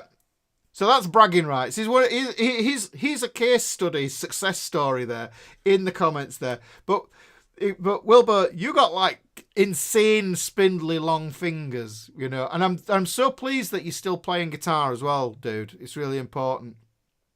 It's just like helps you with life, I think. You got some music. Music tames the savage beast, I think, really. Pete Townsend, was he though? I think it was Link. Was it Link Ray? Was he more the rock song? But the father of the power chord. Poets, everyone, smack. Yeah, so yeah, that's where it all came from. Right, I'm loosely basing this all completely around power chords. Been on for an hour and a half. They're still at this show, so we're all right. I've got fizzy water now, so the coffee's done. Guitarist fingers. It sounds like maybe Tony Iommi. Tony Iommi, come on! This is in this one of those things, and I've said this before to students. It's like you think about it. You look at somebody like Django Reinhardt. Yeah, Django Reinhardt. These fingers were paralyzed. Yeah, and if you go look up Django Reinhardt and the Hot 100 Club, I think it might be that something like that, and with Stefan Grappelli, and you hear him doing solos at breakneck speed with 2 fingers. I kind of think to myself, does that make it easier because you only have 2 things to you've no option, have you, really? It's either that finger or that finger. If you've got 3, then it's like, hang on, you've got more permutations. If you've got 4, there's more permutations again. So then it might be a bit trickier which finger do you use. But obviously, he's using these 2 here. Tony Iommi, yes. I used to say that when I was younger. May the riffs of Iommi protect me from rave. Yeah, because I really wasn't into dance music. I was more into the metal and the rock stuff there. So look, you got Tony Iommi, but then you look at those like they must be 5 years old. Those Korean kids, have you seen them playing guitar? Tiny fingers. Tony Iommi, fingertips missing. Django Reinhardt. There's always going to be a way around it. There's always going to be a way. And you just have to find it, and you have to make... If you have to make something, or find the right guitar, somehow got better. And he somehow got better. I'm just trying to wonder what's going on. Yes, but it's fused together in a fire, yeah. Who was first, Sabbath or The Who? I think it was The Who. The Who were kind of trying to be Led Zepp, wasn't it? Roger Daltrey. Look at Roger Daltrey's moves, and then look at Led Zepp. Yes. Yes, and Japanese girls. Baby Metal. Yes, I like Chocolate. I like that one. That's a good... Chocolate's a really good tune. I used to, you take a kid who's only heard Ed Sheeran and then play them Baby Metal Chocolate, and it's like, and they're just like like that. Trimmed by a lawnmower. Yeah, well, do you know something? Funnily enough, myself as well included. And if I squeeze down here, I've not mentioned this either, but if I squeeze down the tip of my first finger, you can see that it's actually... Hang on, cut my face off. Look, focus now. You see the angle? You see how part of it's shaved off? And if you look across there, that is perfectly level. Forget a ruler, yeah. That bit there, it's perfectly level. And that was where I nearly ran. I was making a window frame for my house, and I was running a piece of timber through a wood saw, a table saw, but the blade was blunt, and I didn't realise. And I put it through, and the wood, it snatched the wood and pulled the wood forward like that, and it pulled my fingers through it. Luckily, it just skimmed them off there, and I had the X-rays, and on this finger here, you can see it's smooth, the bone. It's smooth at that angle. And then this one here, it grew back. But when it happened, I was like, I cried. I cried. I was like, the first thing I thought was, I'm never going to play guitar again. And that was just, it was devastating. So then what I did was, it was like bandaged up, and you just like, I just had to wait. And then I was amazed at my fingerprints growing back, but the shape is still there, and it's a teeny tiny little bit numb there. There's a little bit of numbness just at the end, but it means it's great. And I found that in the end, that when if I use it correctly, if I land flat on it with my index, yeah, it's like a modification. Somebody mentioned Les Paul. He broke his arm, I think it was, and he broke his elbow, and he had it fixed in a specific position so that he could still reach his guitar. Yeah, that was the thing. And then it fixed it like that, and it was like, it was crazy. So what have I got here? Let me put it on some noise here. So now that note there,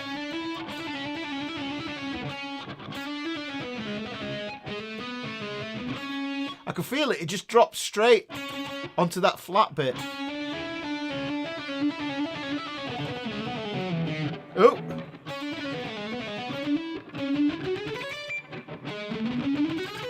I can feel it just dropping straight onto it, but it's numb. So it means that I can practice for a bit longer. It doesn't hurt. Yeah, if that makes sense, because it's just numb. So, what are you, a woodshop teacher? No, I wasn't. I was just enthusiastic with power tools, and probably should have been nowhere near them if I'm honest. But that's the way it works. Yeah, so Duke of Earl, I know exactly what you mean about the tip. Trimmed by a lawnmower, fortunately, was your picking hand. Yeah, well, that's the thing, isn't it? I remember years ago, there was a TV show, and it was like, I'll give you $1 million. It was like it might have been Tales of the Unexpected or something like that. And the basic story was, that he said, right, you can lose a finger, and get rid of that finger, and I'll give you £1 million. I was like, and I sometimes think to myself, yeah, I could get rid of that one, and I'd be all right, but not on this hand. On this hand, I'd be all right on this one, because with a finger pick, I don't use that one. Yeah, I use those, but that one, I don't do anything much with that on the guitar, apart from volume knob. Yeah, need to go off and change my table saw blade with a dull one. So how fast? Sean says, how fast should we be? Because that was pretty. Is it? I don't know. I have no idea. I keep on meaning to get back into more sort of shreddy metal sort of guitar stuff, and because it's one of those things. It's like. The way I kind of think about it is, when you see the guy the before and after picture of the guy who does the fitness thing. Yeah, it's like, I went on this 90X program, and this is what I was like in 6 weeks. And it's like, he's buff and ripped. Yeah, and you see the before. But the thing is, you don't know is that before he was just as ripped, but he's let himself go. And then, so that your body has kind of a memory to it. So his body has that muscle memory of what it's like to be in shape, and so it can go back there again quickly. That's one of the things, and I'd watched something about that. They were saying that, yeah, that these before and after guys that you see, they have been athletically, composed with six packs and everything before. They've let the fitness lapse. They've got put some weight on, and then it's like you get that before picture of them with the weight, and then you get the after where they've worked out again. Well, that's exactly how it works with speed. Now, back in the day when I started learning guitar, I spent hours and hours and hours going through this stuff. So the thing is, that fast stuff, yeah, it's is it fast? I don't know what fast is these days. Yeah, that just feels really natural to me, because I did it all those years ago, and because I did it all those years ago, If I've let it lapse, all I know is I know that I think to myself, if I practice for about 3 months, I'll be pretty wicked speed wise. You know, a month to 3 months. If I'm dedicated and I really focus in on it, then I can really nail the speed and everything else like that. But personally, what I like to do now is I'm trying to find, you know, new patterns, new ways of mixing up the notes and finding things. I don't want to sound. I only want to sound like me, you know, on the instrument, you know. But the way you do that is you borrow from other people who you hear and you think, oh, I like them. I like their sound. Like, I like, you just like Derek Trucks. People like Derek Trucks, that kind of soulful way of playing. Actually, his wife, Susan Tedeschi, if I said it right. If you listen to him playing guitar, all he's doing is he's copying what she sings. Yeah. So the thing is, it's like he's singing on the guitar. So that kind of singing aspect, that's the kind of one of the things that I want to do. But I like that kind of, but I also like that kind of scrappy Jimmy Page sort of thing, you know. But I also like the Steve Vai Satriani-ish, because that's back in the day. The Paul Gilbert-y things, the George Lynch things, you know, the Dimebag things. All those things. But yeah, I used to be a full-on shredder. You would not believe it, but I had hair down my back here and a goatee beard and the whole camouflage pants and paratrooper boots and Soundgarden t-shirt and everything else like that. So yeah, it's nuts. So let's have a look. The secret to guitar is 71 XI. I don't know what that means. Yeah, so, hey up, Vicky's here. Hey up, Vicky. Ever the song Lumberjack with the chainsaw? No. Yeah, well, you know, the thing is, it's like, there's always a way around it, I think, you know. But the whole point about what you were saying, Sean, is how fast you need to be. I think there's an argument in there about soulfulness. Dave Gilmour, again, yeah, going back, Dave Gilmour, massive influence, because I had a Pink Floyd period where I was just listening to lots of Floyd, and then yeah, so the Floydy thing, and it's like it's more heartfelt, it's a more of an emotional approach. Gary Moore. Yeah, so Gary Moore could be very emotional, but then he could shred as well. And I kind of thought to myself, well, there's a kind of it's finding that balance, isn't it, between putting a bit of shred in, and then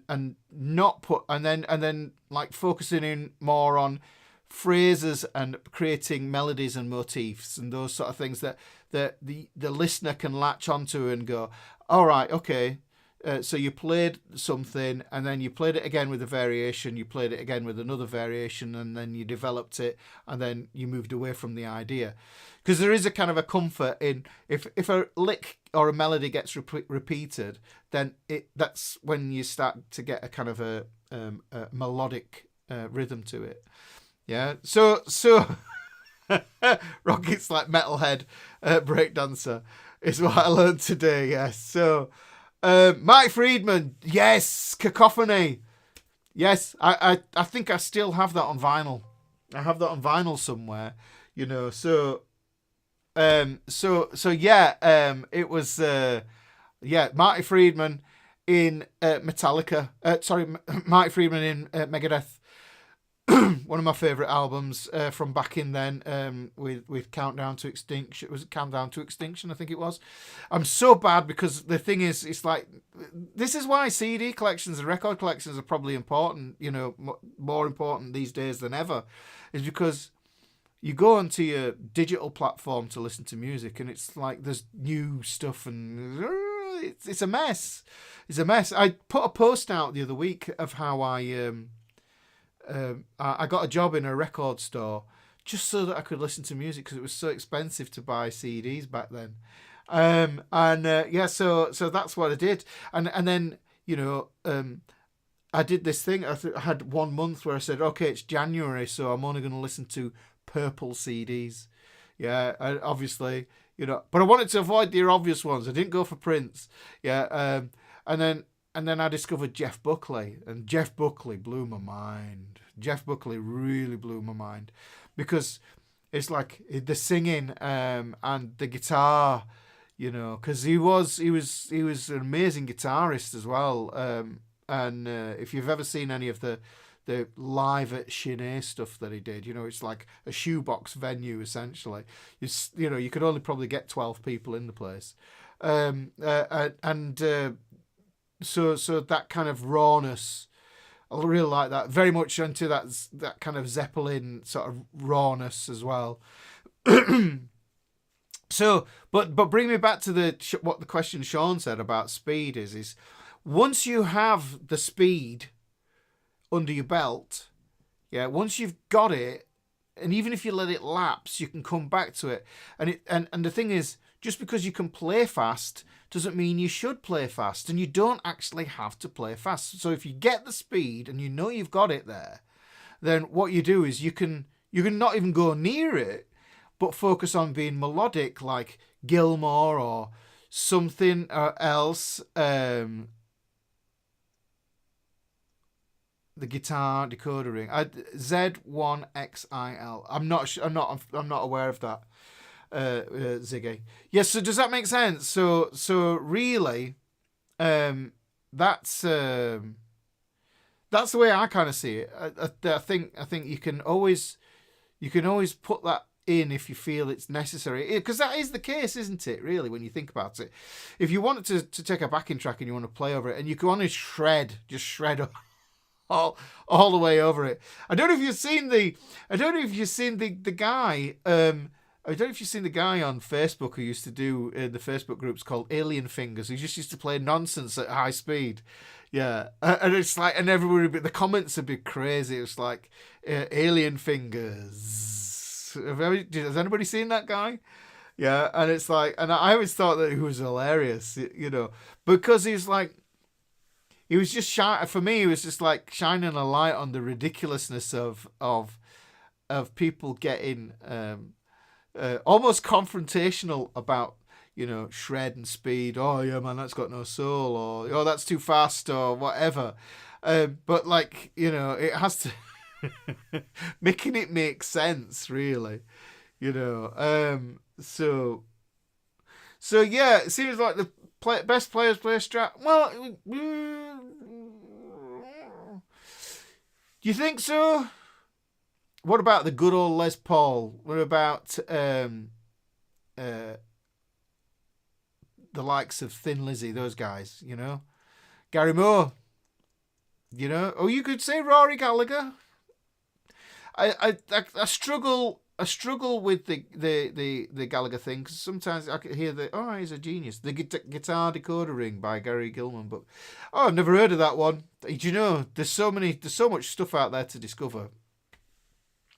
But I like to sit down with my pen, my pencils, and a blank fretboard, and see things and visualize and come up with stuff, and that's what I share with you. So. Okay, no, that's the one. All right, okay. I'll have a look. I'll check it out, and just to make sure that, the thing is, there's nothing new under the sun. So that's the thing. So, but yeah, so hopefully that kind of answers the thing there, Sean, about being fast. Is it necessary? But I want to be able to get the music in my head out into the world. Then we'll see who's singing then. Even if you're the only one that's singing, but you're happy with that, job done. I think that we spend a lot of time in life looking for approval, feedback. I mean, I'm doing YouTube, you're kind of like, oh, are they going to enjoy this lesson? Jens Larsen, yes, he is. He's an amazing guitar player. Yeah, and he's an amazing teacher as well. He's a friend of mine. Yeah, so yeah. yeah, it's who are you doing it for? You know, and like I always say this, don't I? I say this I just like to remind you of like who you are playing guitar for. And it's always about serving the song, and this is why, you know, I do find that if you end up going down a sort of a technical route, then you're going to find that it's super challenging, it's super hard. Not everybody can do it, but there are ways of modifying things to work for you and your hands. So, and that's for me the most important part. The most important part of this is of learning guitar is, in my mind, is getting your hands and the guitar neck to chime with each other, to have that relationship. And that's, you know, this is the problem. This is the problem that I have. I've got all these guitars back here, but I always come back to the Pacificas because the necks. I've never had an argument with the Pacifica neck. I've never felt, oh, this is too chunky, or I've never felt this is too thin. You know, because if guitar necks are too thin, back in the 90s, guitarists were falling. You know, they were dropping like flies because of tendinitis and carpal tunnel syndrome. Because if the neck was too thin, yeah, it was forcing the actions to be really unnatural, and then you were getting carpal tunnel. So the thing is, it's how your hands fit the guitar. That's going to make a massive difference on how you how you conquer it. You conquer it? Do you conquer it? Yeah. Hey, Marcel's in the chat. Hey, up Marcel. Nice to see you in the chat there. So where are we? And does good shred. Bryson Ryder out. Yes, there's do you know, there's no shortage of people out there, because the thing is, music education. You know, when I went to music college, yeah, I was on the first intake of a pop music course, because prior to that, everything was all kind of like classical music. And there was just nowhere for me to go. I used to fantasize about leaving the UK and going over to LA to a place. I think it was at GIT, Guitar Institute or something in LA. I used to dream about it. I used to have very vivid dreams about going to LA and studying guitar over there. But then miraculously this course came along and it was pop and rock, and it's like, all right, okay. And they were all great guitar teachers that were teaching there. It was amazing.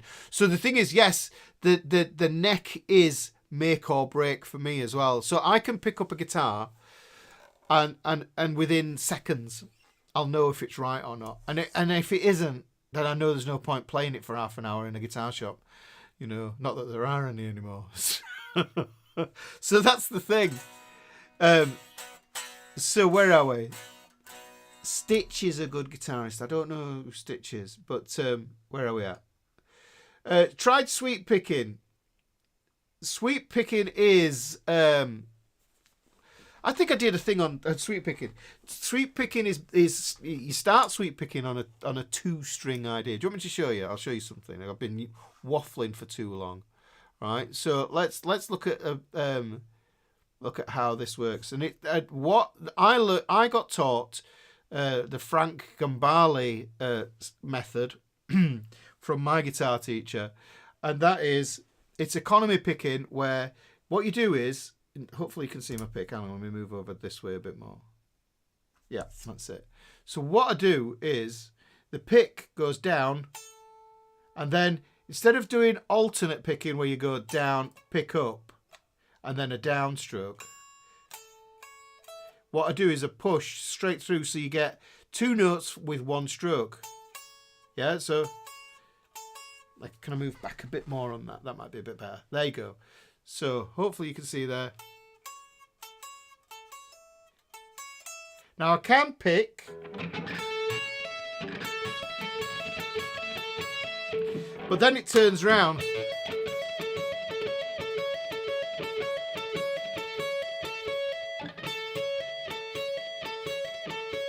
Now, what you do is you pick your note on your B string, yeah, and then you look at it and you think, okay, well, what note is that? That's a G.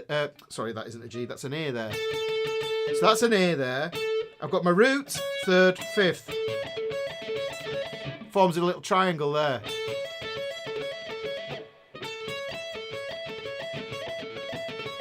Now, I've probably changed how I pick this now, actually. But what you can do is you can save some energy by doing pick, pick, hammer, pull off. If you're just doing a triplet there.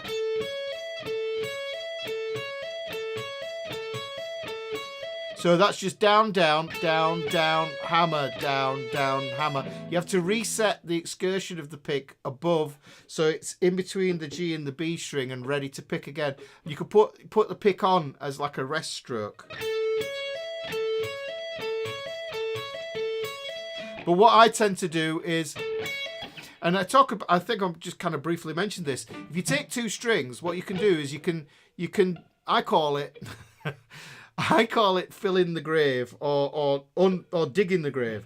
If you imagine, right, it's a really weird analogy. The gap in between the two strings is the hole where the coffin goes. Yeah. Right, and this is the side of the grave, and this is the side of the grave. So this is the shovel. Yeah. So if you think about it, you can fill as if you're shoveling into the hole by picking down and then up like that. So I'm picking down and up. Or you can dig it out, so it's like you're digging the grave. So you're picking up and out, so you're working outwards from the strings. Is that easy to see this way? Up on there, yeah. So now I dig it out. Now you can, and what you can do is the other thing you could do timing wise is that's a triplet. I like that snap. I put a lot of more emphasis on the upstroke there. You can hear it probably sounds different if I do it with just one stroke. That's a downstroke.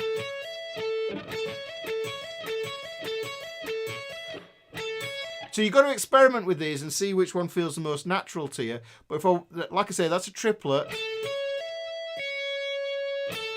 And what I can do is I can either pull off there, and that's a major triad.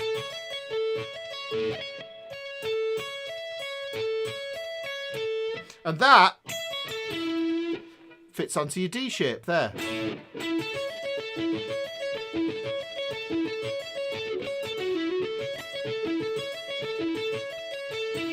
Yeah, so down, down, down, hammer, pull. Up, up.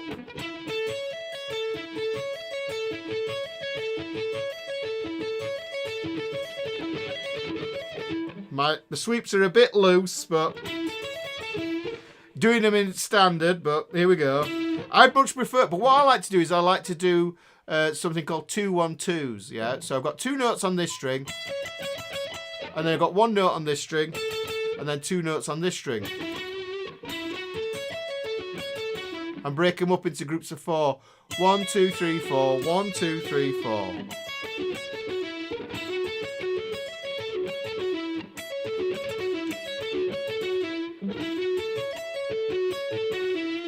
Yeah, but basically, everything is orbiting around that. Now, D shape. Now that, because that's a D shape there, what if I change it to a minor? Now, and now I've got a minor.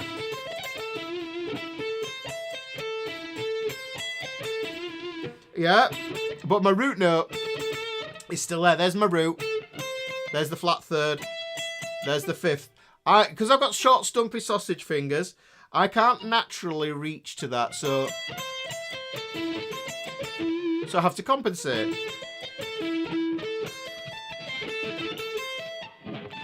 I can get another root note here. Now, all tapping is essentially if I had 5 fingers here, then I'd use my pinky, my extra pinky, if I had an extra pinky. But then I could use that to target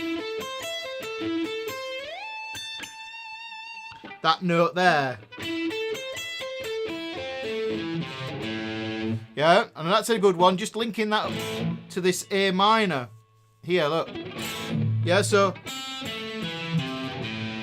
your normal A minor shape there. If you imagine you put your pinky on there to take that and put that C on there, that's the third. Then play the open A string, you got the root note.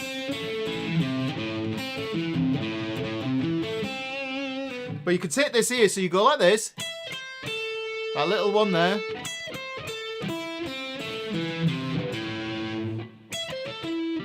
Up.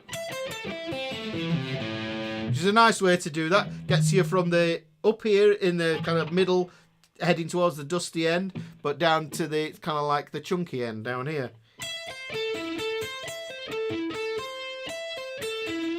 Yeah, and so those are your two main ones. So you've got major, and then you've got minor.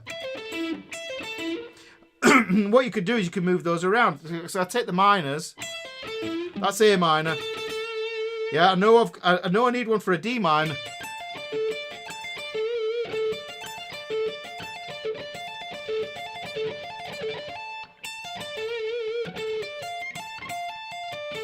Okay, so that's D.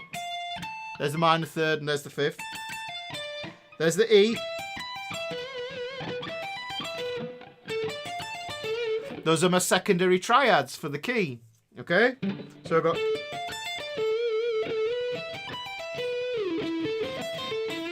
Yeah, so...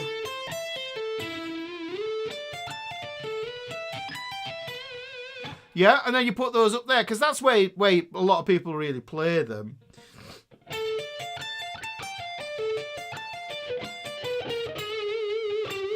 Yeah, so... and some wrong notes in there as well for free.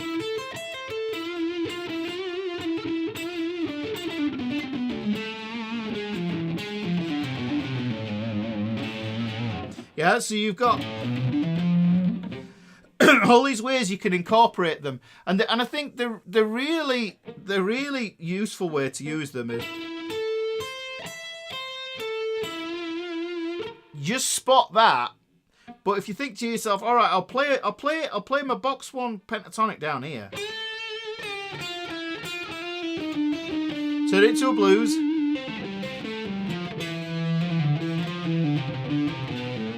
Into Aeolian, natural minor there.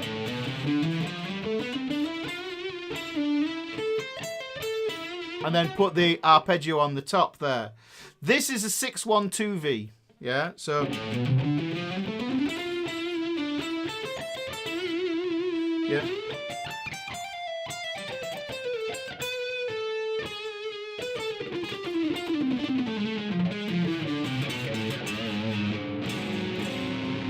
Yeah. So we've got that there.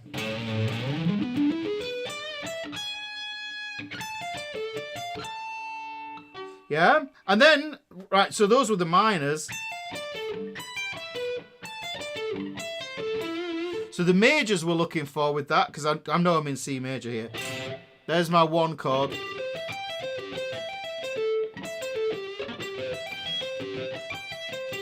All right, and I could think to myself, right, well, 1, 4, 5. I could even do it there. 1, F, G. So now I need to go, all right, I'll go down to an F.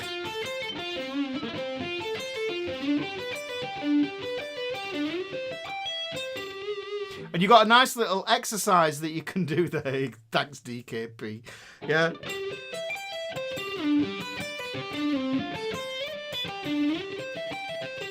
And you can just take this shape. This is a bit of a nonsense thing, but it's mostly about targeting. And if you use that D shape and you just use that arpeggio, but follow the dots, it doesn't sound in tune, in key.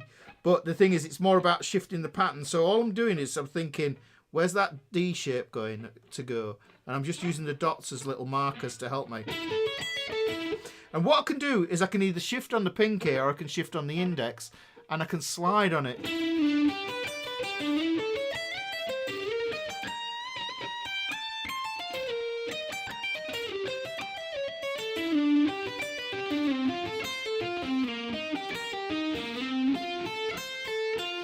You see the D shape?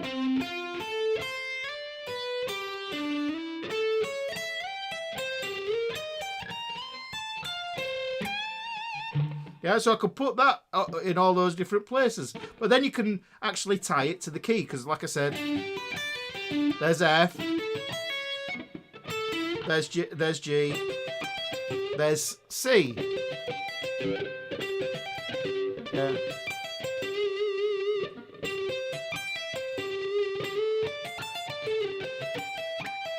And then once I've got those, then I'm pretty good to go. I do like to put this that's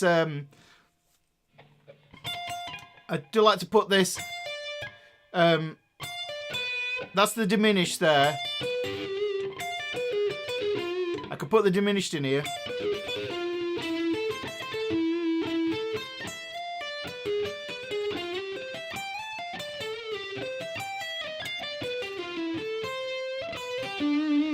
So you've got this whole sort of thing that you can move around with. This is it.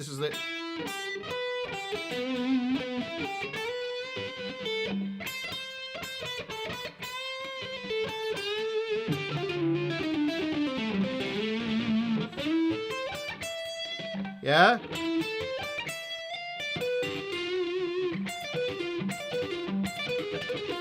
So you can put a diminished in there as well.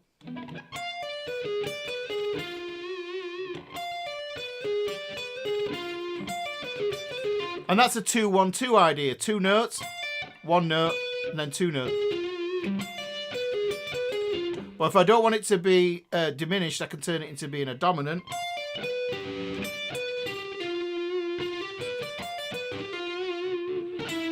Which works. Gets me back on that minor one. So I'm just seeing these. I'm visualizing those shapes first.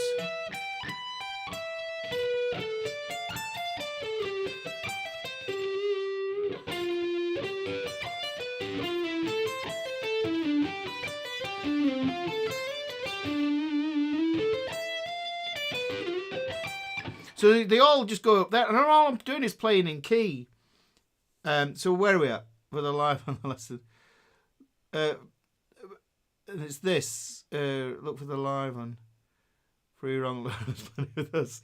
Yeah, so the slide, and I like that. You pick it out. Yes, just pick out the chords. So there. So.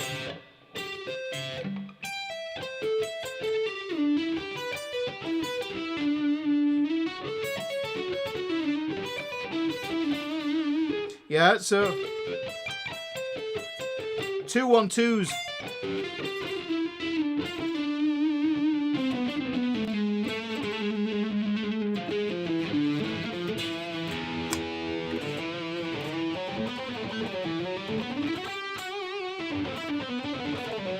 Yeah.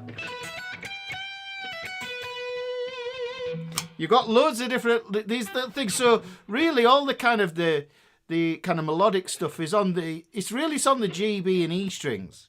Yeah. That's where it's where all the widdly diddly stuff goes.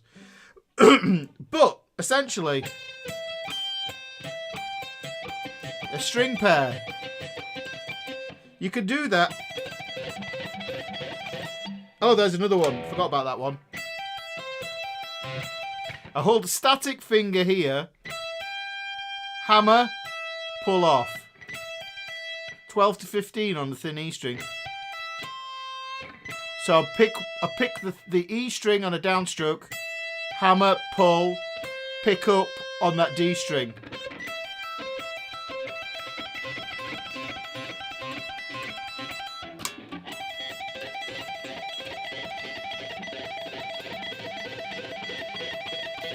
Yeah?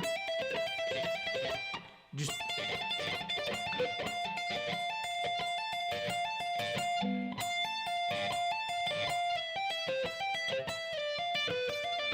there's the diminished pattern. Yeah. Yeah, because if you remember, if that was the shape, then there's the shape, really. Yeah, flat 5, root, flat 3.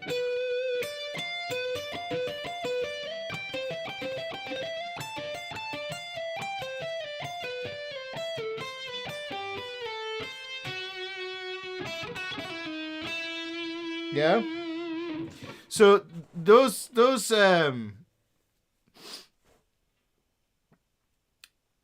where we at? You can always move a fret and it sounds deliberate. Yeah, look, I'll play a wrong note. I'll play a wrong note.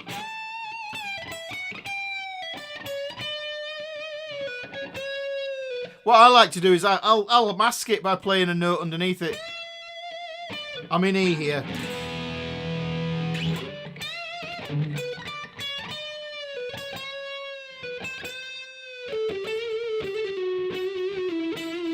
Turn it into an idea. Turn it into a motif.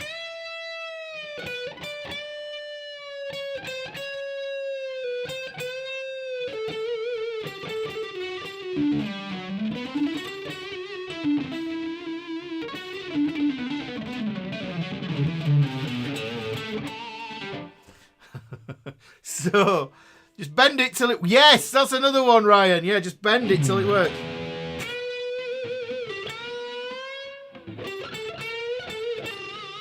Yeah, so you can do that. If you can put some vibrato on it, it solves a lot of problems.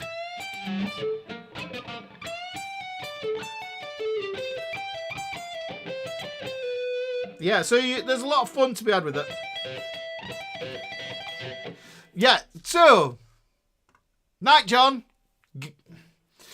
Thanks for tuning in. So I might clip some stuff from this. How long have I been on? Oh, 2 hours and 10 minutes.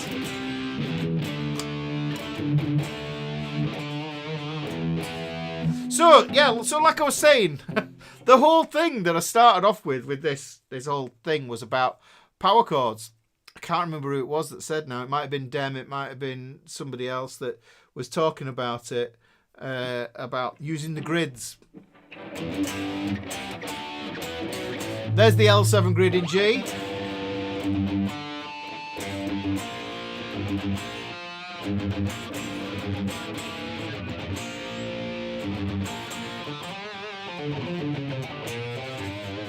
Yeah, so we've got that there. Now if I wanted that in the minor, then I would just follow the 7/7 grid, yeah?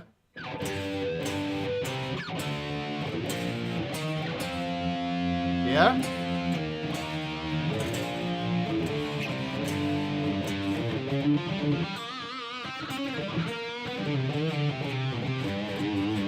But that's where I'm thinking where my box 1 lives then, yeah?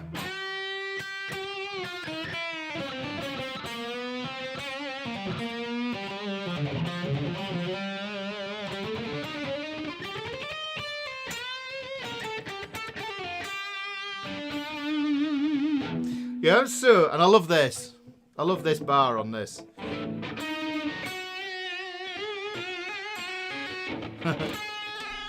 You get the bar, the flutters. It used to be the stunt guitar desire thing.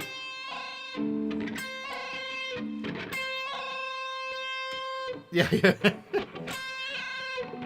So we got all that going on.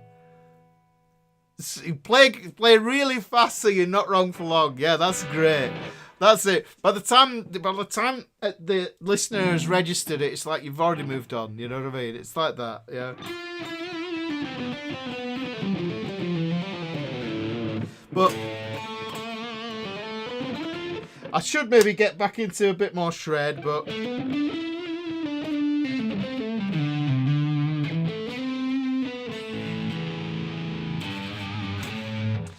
But power chords. So yeah, like I was saying, who was it that was asking about the grids?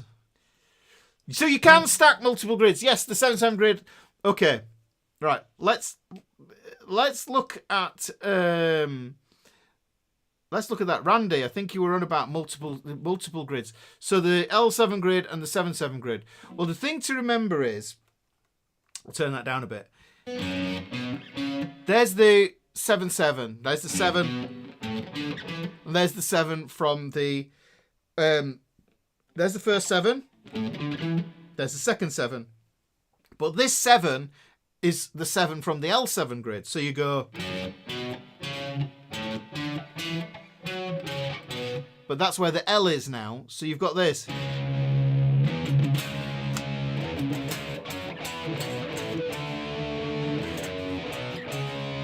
So now I've got these guys all over the shop. The 3rd and 4th grid. You really want this one, don't you? I can maybe show you the next one. I'll show you another one. It's just like I say, this is the one.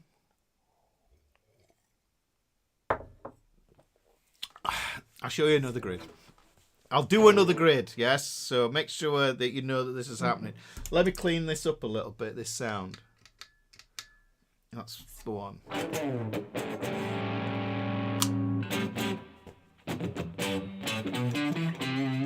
This, the next grid I want to show you is, I suppose, this is what I call the Mixo grid.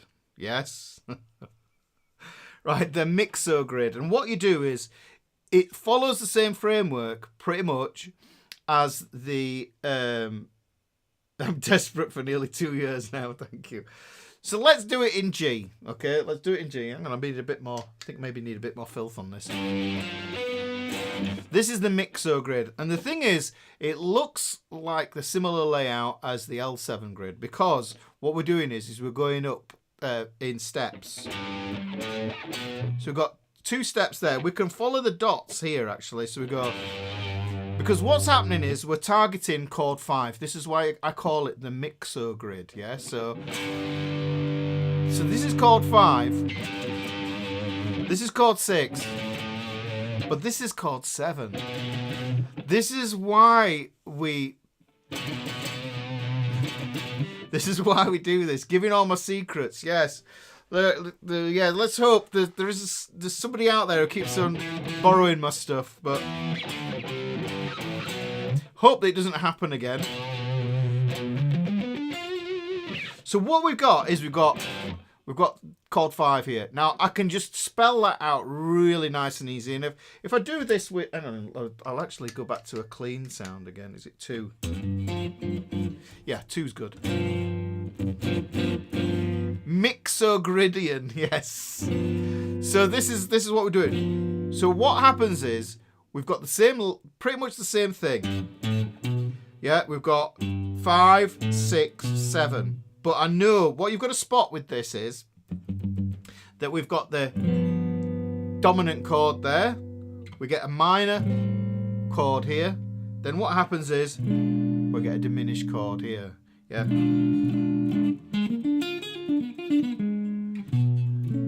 Yeah, so we can get all sorts of interesting sound on that. But the mixer grid is, we've got that there. Now if that's 5, then 1 is here. Yeah, so we've got a major 7 here. But then what happens is we get chord 2, chord 3 here. Yeah, so... And this is, if you've ever played a 2-5-1, then this is kind of 2, 5, 1. It lives in that, yeah. So it lives in a 2-5-1.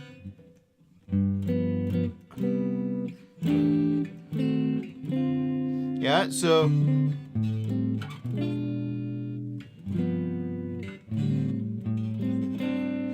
we can put that in context.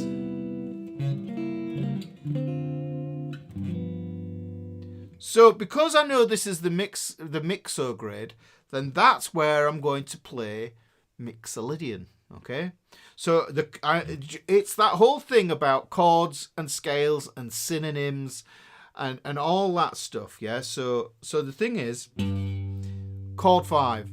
I'm thinking it's dominant chord voicings. I can have true alterations on that. So here's a dominant 7 sharp 5. Yeah, I can have a dominant 7th with a flat 5. You know, I can have all sorts of crazy sounding chords, but I can have in sounding chords like this 13th and stuff like that. So I can do this. So I've got that one there.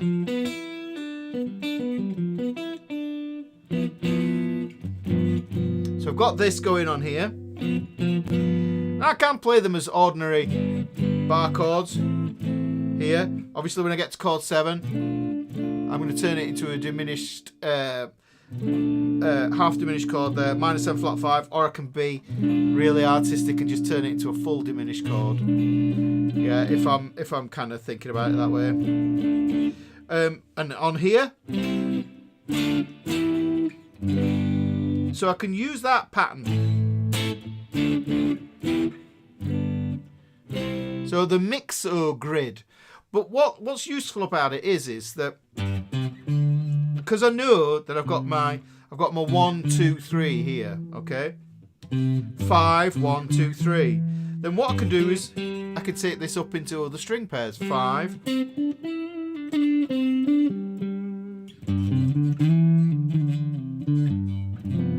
Yeah. So now I know I can start to put other things on there because they're kind of like moon bases. Yeah. These grids, they're kind of they're encampments. You know, you need somewhere for to set your village down. Yeah. I don't know why I was just thinking about it now, but the Raised by Wolves. Have you seen that with the kids on the foreign planet and the android lady and the father and mother? They've got a settlement, you know, and they're trying to survive on that planet, you know, and it's a really interesting show. I really quite like that one. But so now I'm there. Now the thing you should know about chord 5 is that it's so malleable. And this is why, you know, I can put this flat 5 on it, or the sharp 5, or a flat 9, or a sharp 9, or any of those altered notes. So that's where the true altered chords live. Yeah, so I can put those there.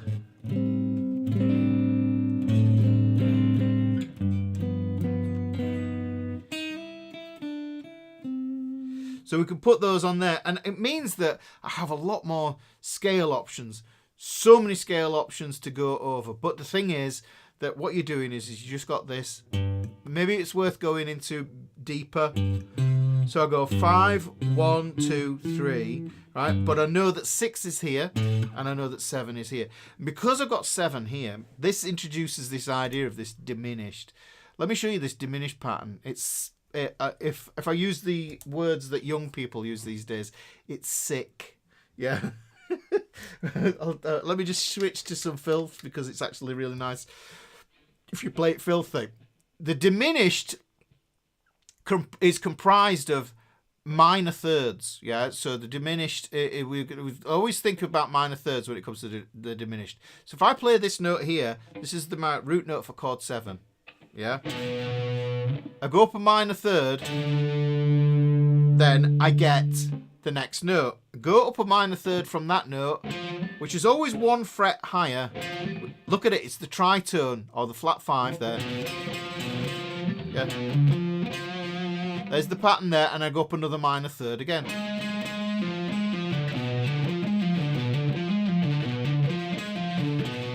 So I've got that there. Now if I take that note and put it up the same pattern up another string pair, yeah, then what happens is you'll see there's this row of notes that you're targeting.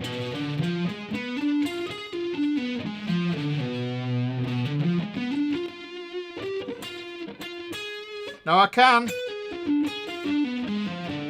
play it there. It alters because of the way that the guitar is tuned.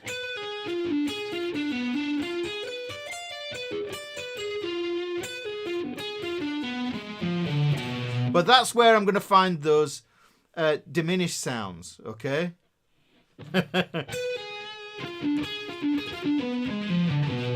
Now, if I go back to my filth, where am I?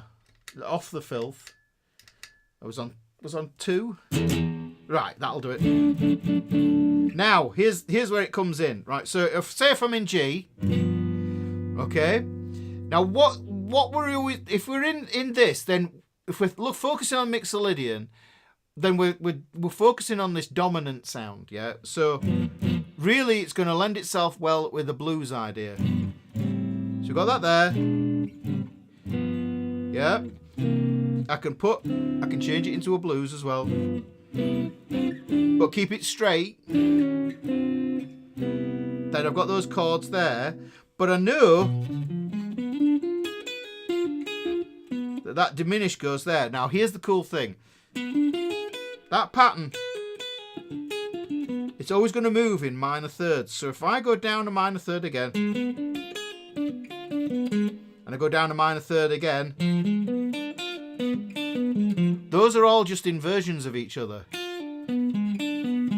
But now I've got this, I've placed that diminished sound, yeah, for that chord 7 there now, okay, on that note. So I go like this. If I've got that 5, now I can use that diminished sound to approach that dominant sound there, because I don't really see much difference between diminished and dominant. Yeah, they're like brother sisters that married. Yeah, so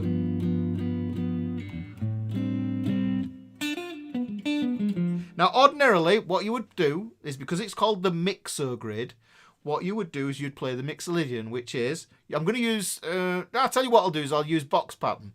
I'll go root, 2nd, 3rd, 4th, 5th, 6th, flat 7, because that's the difference between major and the Mixolydian. Yeah, it gives us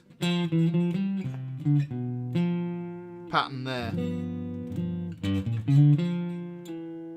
Now you can see, you can play a minor blues or a major blues on the chord 5. This is what I'm saying, it's so malleable. But hang on, chord 6 is here, and this is where box 1 should live. So you've got 2 box 1s that can sit a whole step apart. Okay, so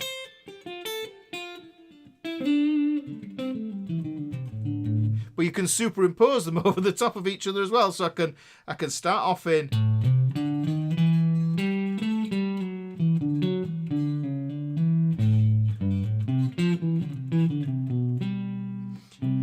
so I can really mix things up between those. So there's the 7, 6. Sorry, that isn't 7. 5 chord, which is Mixolydian. This is why I call it the Mixo grid. But following the same pattern as the string pair pattern as the L7 grid. Yeah.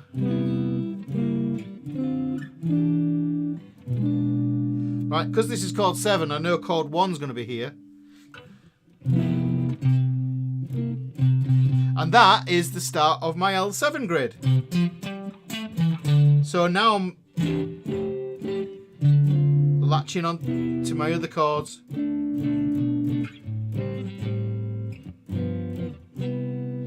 So then what I've done is I've filled that up there. And you can actually see, if I look at that mixo grid there, there's chord 6, chord 7, yeah, and then I've got my 1 chord here.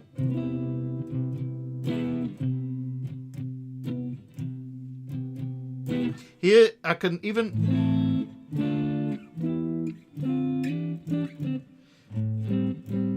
picture those there.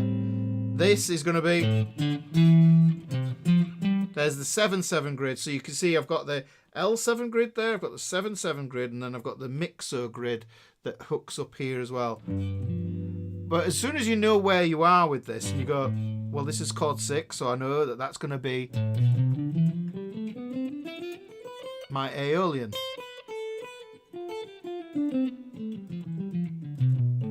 If I play it on 7, then what I can do is I can play the Locrian mode pattern.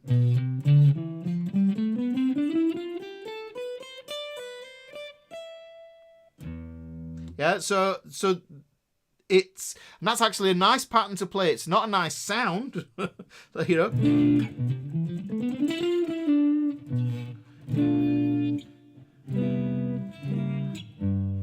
And then put that in there. Sorry, I keep on putting these passing diminished 7th chords in, which are cool, nice to do.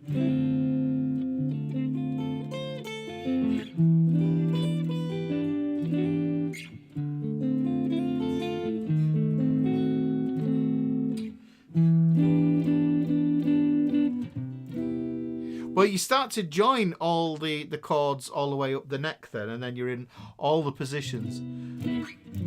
And that is essentially the mixo grid. There is a lot more to it. But we're just thinking chord 5, chord 6, chord 7, chord 1, 2, and 3 there, which is nice to see because starting on a 1 on the A string flips everything over. Yeah, because you'll see that there are patterns that will become important, like the 1, 5, 4. Yeah, so with the tonic being on the A string, there's a bar chord 1, 5, 4.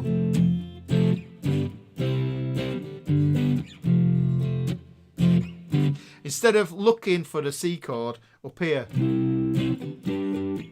same progression there.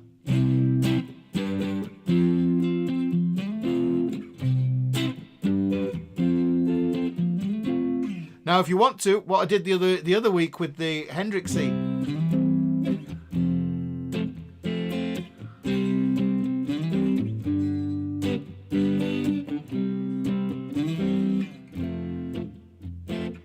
Don't have to play it as bar chords either, actually.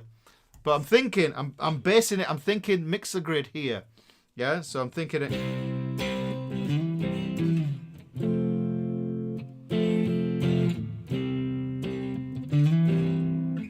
Remember that chord I did the other week? A shape, going into the G shape.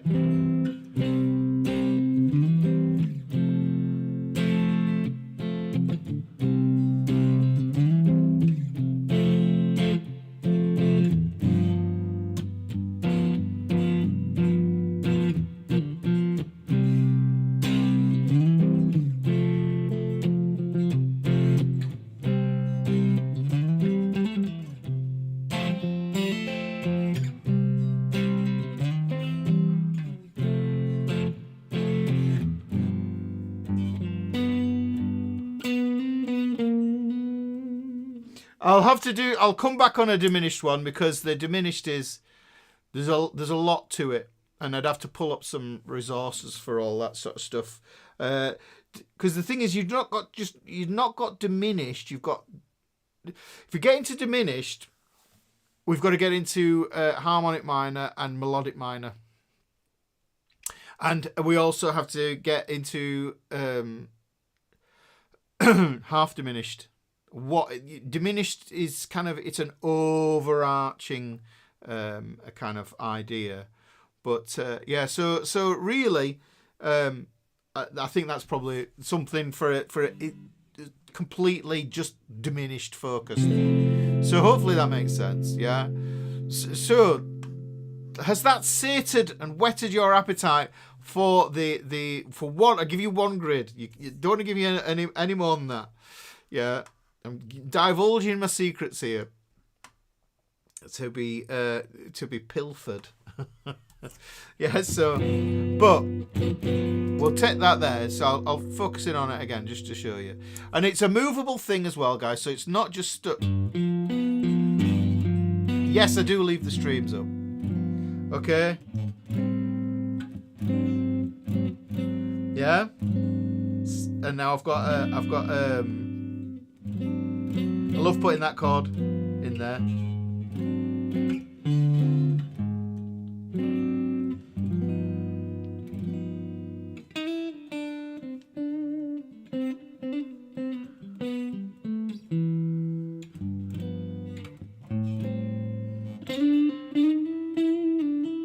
Yeah, remember this one was here? You remember that? Oh. Well, I can live it there. Live it there. Put it there. Yeah.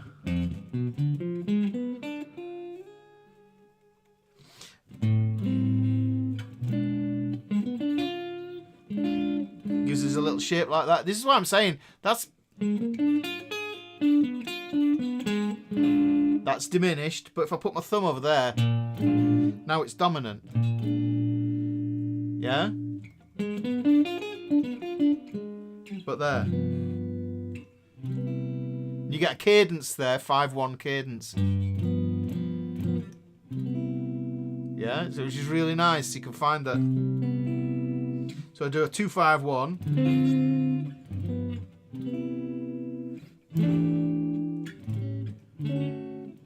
And you can move these. Yeah. And so I'm just moving the mixer grid into different positions. But I know instead of thinking about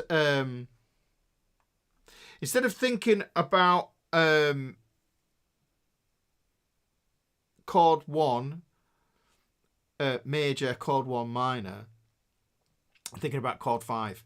I've got to think about chord 5 stuff because that's really important for cadences, which is something that I keep meaning to do. I keep meaning to do a lesson on cadences. I've got a load of resources for it. But cadences are really, really important. The way I think of those is musical grammar. It's abbreviations and full stops and things like that. So that's what chord progressions are essentially, is their musical grammar. So everything being a chord progression, unless... Well, it is really, because what we can do is we can borrow chords from other keys and get fancy pants with it, or we could stay within the key, which is where most music is, you know, if we're honest. This is why I talk about this, about, you know, you've got to learn how one key operates. And then once you know how one key works, then you transfer the information to the other 11 keys. Yes. And I say there are 12 keys. I say there are 12 keys. Because it's just nice and easy. Yeah. Perfect and Plagal cadences. Those are the two main ones, the main candidates. Perfect being I think of that as the Goodnight Wembley one, and the Plagal one is the Amen cadence. Yeah. So. Dr. K-pop. Dr. K-pop. That's not going to go anywhere, is it? That's sticking, is that, Iggy?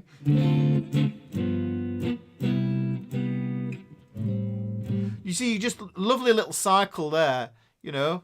You do that, what did I do? I did a 2/5/1 and then to a 6. I could do a 6/2.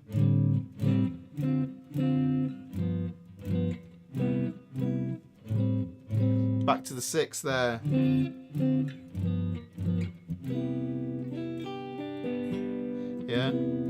Yeah, Demerit. Yeah, 5/1 to 4/1. But the word, I think the important thing to remember though, there's different types of 5/1s and 4/1s, and really what you want to do is you want to make sure when you do a cadence, a true cadence, is the word cadence means to fall. So chord 5 has to fall to chord 1. Okay? Chord 4 has to fall to chord 1 for it to, be a true cadence. You can rise to the 1 in pitch. So if I go like this, look, so this is, it's rising, isn't it? Really what I'm thinking is 5/1 there. It's not as strong as the chords going the other way. Where am I going with this? I'm going from a G to a C. Yeah, right. So if I go here, that's a true perfect cadence. 5. You hear that the notes are higher, the notes are lower, so they've fallen in pitch. Yeah. And then I always thought the teacher had said papal cadence, not plagal. Do you know what it is? It is religious one because it's the amen one. So if I go like this, if we're thinking that this is the 1 and this is the 4, because the thing is, chords, you've got to see chords in the same vein as you do with your intervals. This is why I talk, guys. This is why I talk about the inverting intervals. Yes, so if you think about it, major becomes minor, minor becomes major, and all that sort of stuff. This is what happens with your 5 and your 1s and your 4s. Yeah, so if I'm thinking about that as chord 1 and that as chord 4, then that works on one level. But really, this can be chord 1. This can be chord 1, and this can be chord 4. Yeah. But if you listen to the resolution on that, it goes down a fourth. 4, 1, 4, 1. So, I'm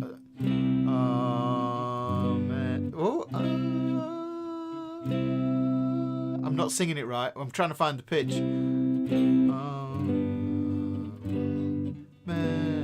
Oh, where's the voice gone? I'm stuck thinking in C. That's what's going on. I can't find my plagal cadence. Here's the nice thing you can do with the chord 4 is you can take the chord 4 from major. There, that feels better. Yeah, yeah. You get a minor plagal cadence. Yeah, and you can do that on chord 4 whenever you want.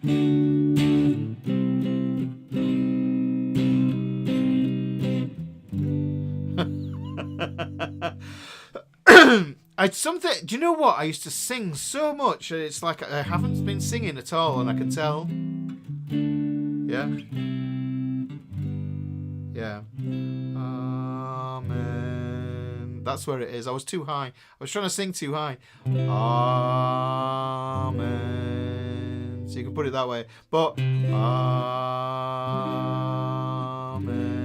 You can just sing the same note. Because it's the root of the 4 chord going to the 1. Yeah, but 5-1 that's the perfect cadence. Yeah, and that one is falling. And I kind of think of that as the Goodnight Wembley.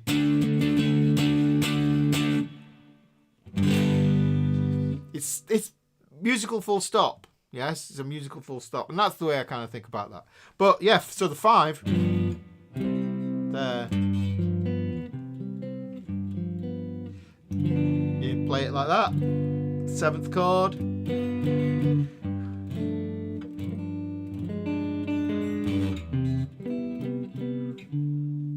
And then you can do all sorts of stuff with this.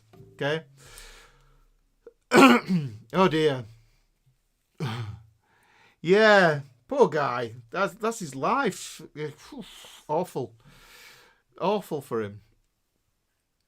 And Neapolitan. We're not going anywhere near the Neapolitan right now. So I think I'm just about spent, guys. 2 hours 43 minutes. Any other questions? Dem's got his another grid. So there we go. There's a lot in here. I've covered a fair old bit. Do I have a YouTube lesson for the L and the L7 grid? Yes, I do, Iggy. They're on the channel. Play something from Hairspray.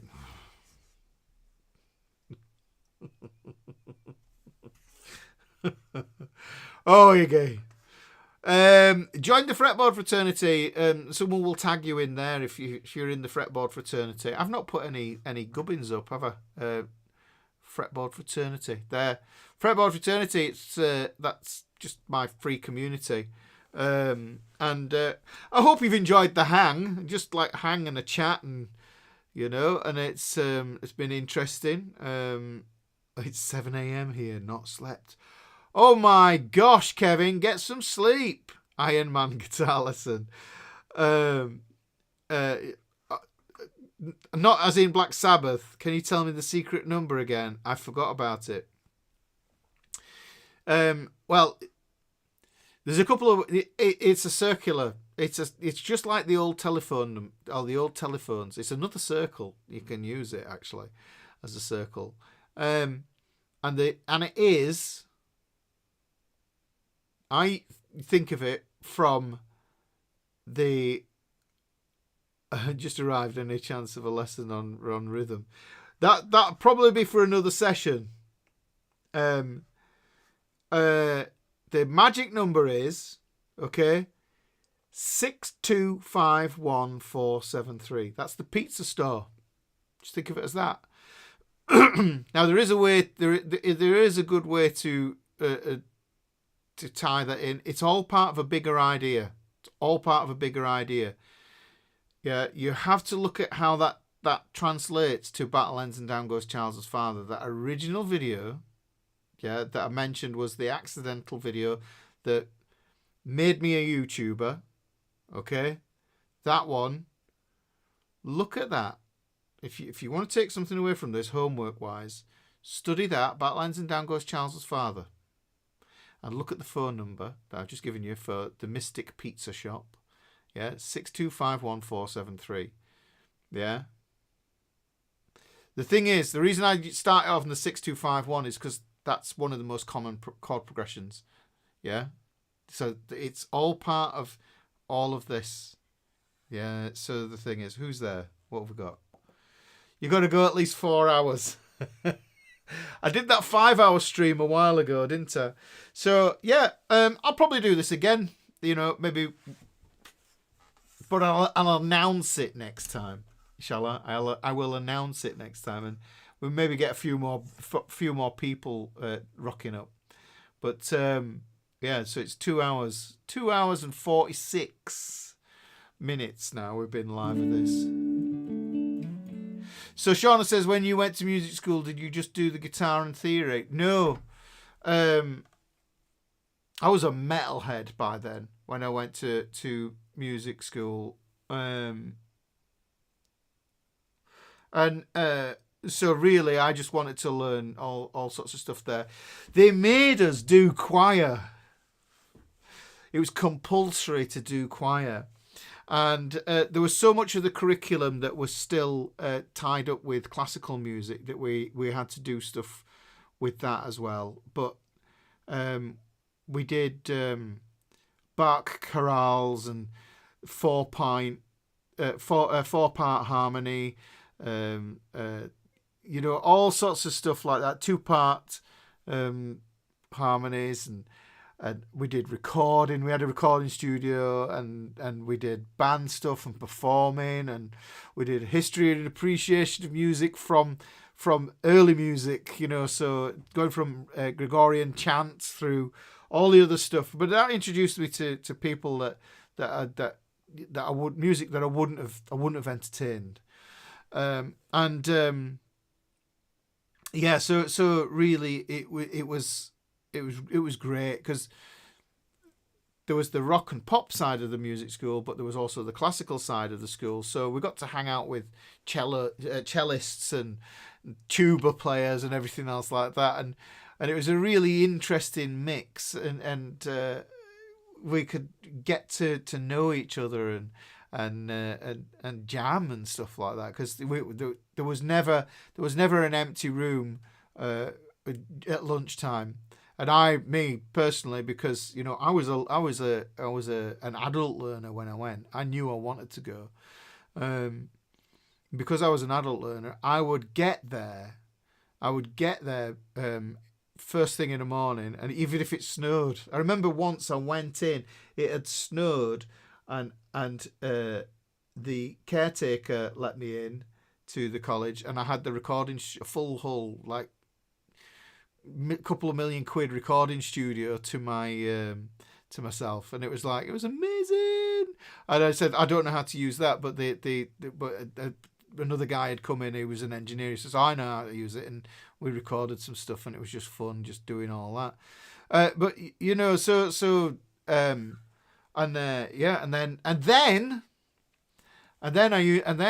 I, contrary to today's efforts, I actually discovered I could sing, and that was the start of singing in. I used to front a 14-piece soul band. Like, if you've ever seen a movie called The Commitments, have you ever seen that?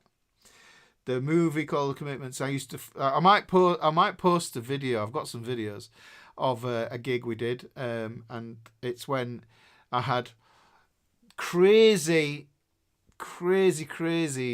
frizzy hair, and it's like so singing, and I used to love that band. It was an amazing band. It's great being part of a big band where there's like 14 of us that were in that band, horn section, the whole shebang. It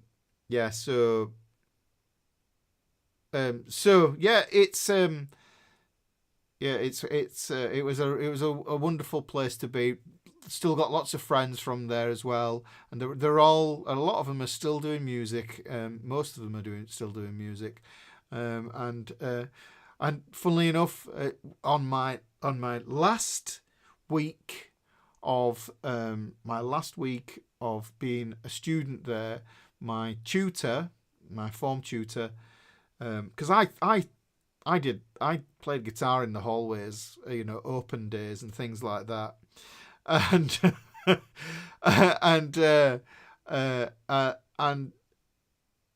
so I did everything, and on my last week, when in my final tutorial with my tutor, he said, right, so what are you doing now? Now, I was already gigging in a cabaret band. I was singing and playing guitar, and playing keyboards badly in this cabaret band. I said, well, that's all I was doing. I was gigging weekends. And he said, well, what else are you going to do?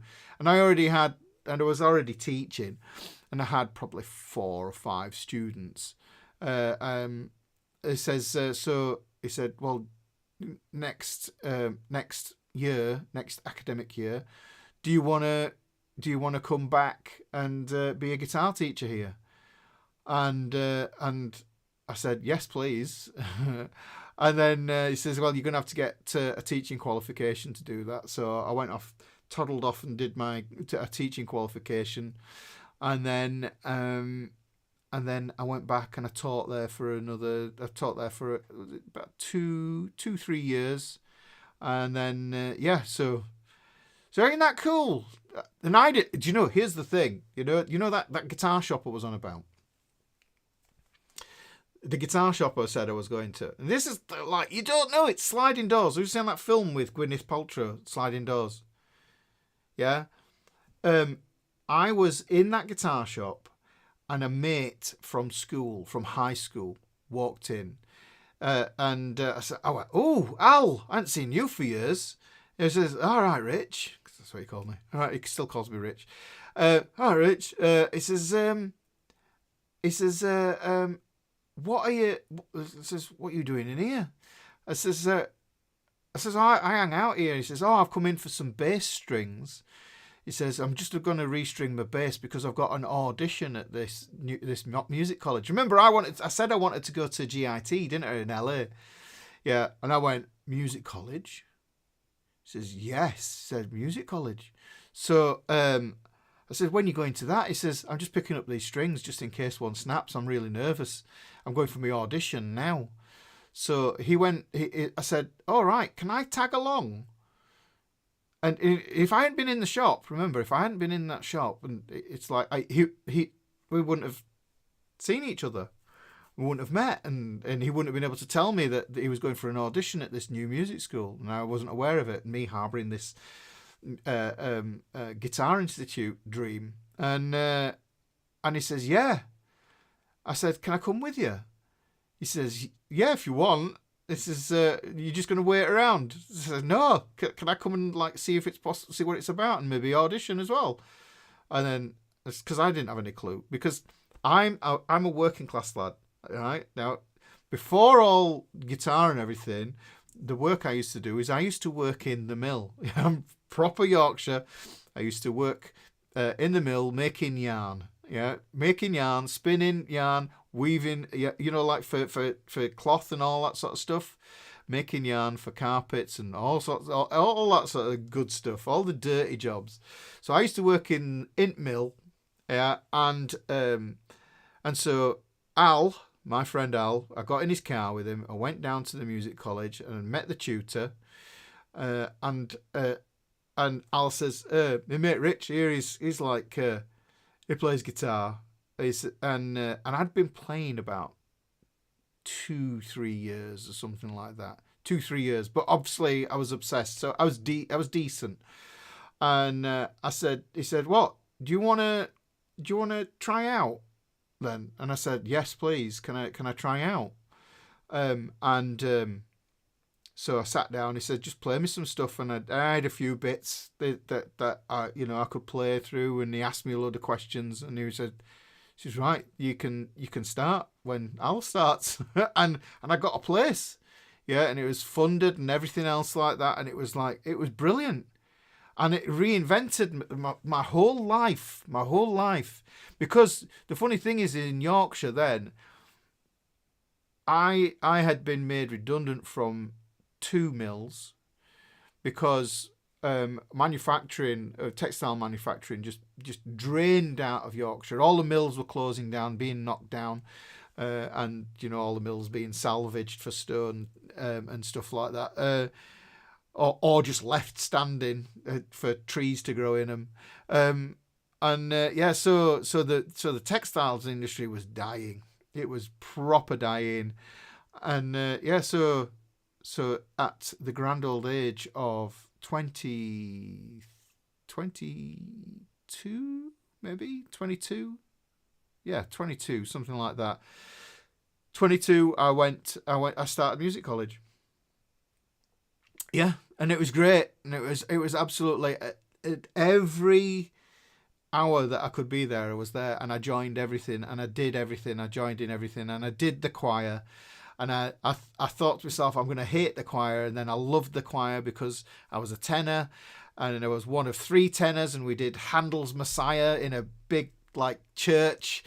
And it was absolutely amazing to be in the middle of a choir and all the sound enveloping you, singing something so magnificent. And then, and then finding friends, and had a really cheesy band called Mr. Charisma, which was kind of a bit Faith No More meets. How could we describe it? A bit Prince, a bit. It was like it. So it was like it was a bit funky. It was funky. Yeah, it was a funky sort of deal, and and made lots of great friends there, and had a wonderful time. That's what music college was like, and I think in the States, your music college is probably quite expensive to do now. So I probably tapped into it at the right time, and then I got gigging. I got gigging proper, and I was gigging for a long time. And then I had the original band. And then everything kind of shifted and changed when that broke up. But teaching has been a constant, so from not Mr. Charisma. It was Charisma with a K as well. It was so cheesy. It was so cheesy. Really was. It was, that whole thing. Dr. Rich KP, What a Horrible Girl from Grantham did after. Grantham. I'm not. That horrible girl from Grantham did something good after all. Oh, you mean Maggie? Was that Maggie Thatcher? Yeah, it was one of those. The cool thing is that because it was a brand new music program they had at the college, they'd just been funded that year, and they'd just thrown a load of money at them and said, buy all your equipment. So everything was new. And it was like brilliant. Yeah, so I started playing guitar late, guys. If you think about it, these days kids start 10. I think 8 years old is a great age, because you've got facility over your fingers, you've got control of your hands by then. But I started well later on. I did actually have guitar lessons when I was younger, when I was about 10. But the guy used to smoke a pipe. Yeah, tobacco, some strange, not strange tobacco, but I used to smoke a pipe in the lesson with me, and it always made me feel ill. And then so I quit guitar when I was about 11 or something like that. I didn't have that many lessons because every time my dad says, "Oh, your guitar lesson," I'd associate it with feeling ill with this guy. So I really learned early doors that the environment that you're learning in is super, super important, for really helping you to drop into that flow state. There's a flow state that you need to get into, So is all how I met Mrs. Ricky. I met Mrs. Ricky when I was in a band. It's been in a newspaper. Mrs. Ricky was organising a festival, a music festival, and her and her brother were going around looking at bands to play at the festival.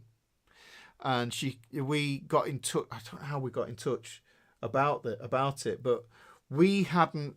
When she came to see us, we hadn't done any gigs yet, and the original band.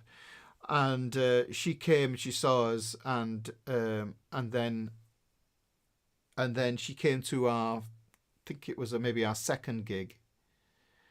It might have been our second gig, and which was just one of those gigs that just like it was just everything was fire. That we were kind of like this post-punk, angsty, angular rock. It was around about that Radiohead time, where peak Radiohead and Block Party and at the drive-in, all that kind of stuff that was like really kind of you could be really kind of angsty with it, but I kind of had the pop sensibility and frameworks to kind of tie the sound of the band onto that, and so did that gig. And then she said, "Yeah, you can do the festival." So we went and did the festival, and that was it. Saw her then, and her brother, he became a very, very good mate of mine, because he was into bands and stuff like that. And this is Ricky Grouper. It's kind of she said I tell you what, she was because she'd organised the festival and everything else so great and raised a load of money, and we just thought, yeah, she's great, and I was really impressed with her because she had her own clothes store, so she was just amazing woman, she is an amazing woman,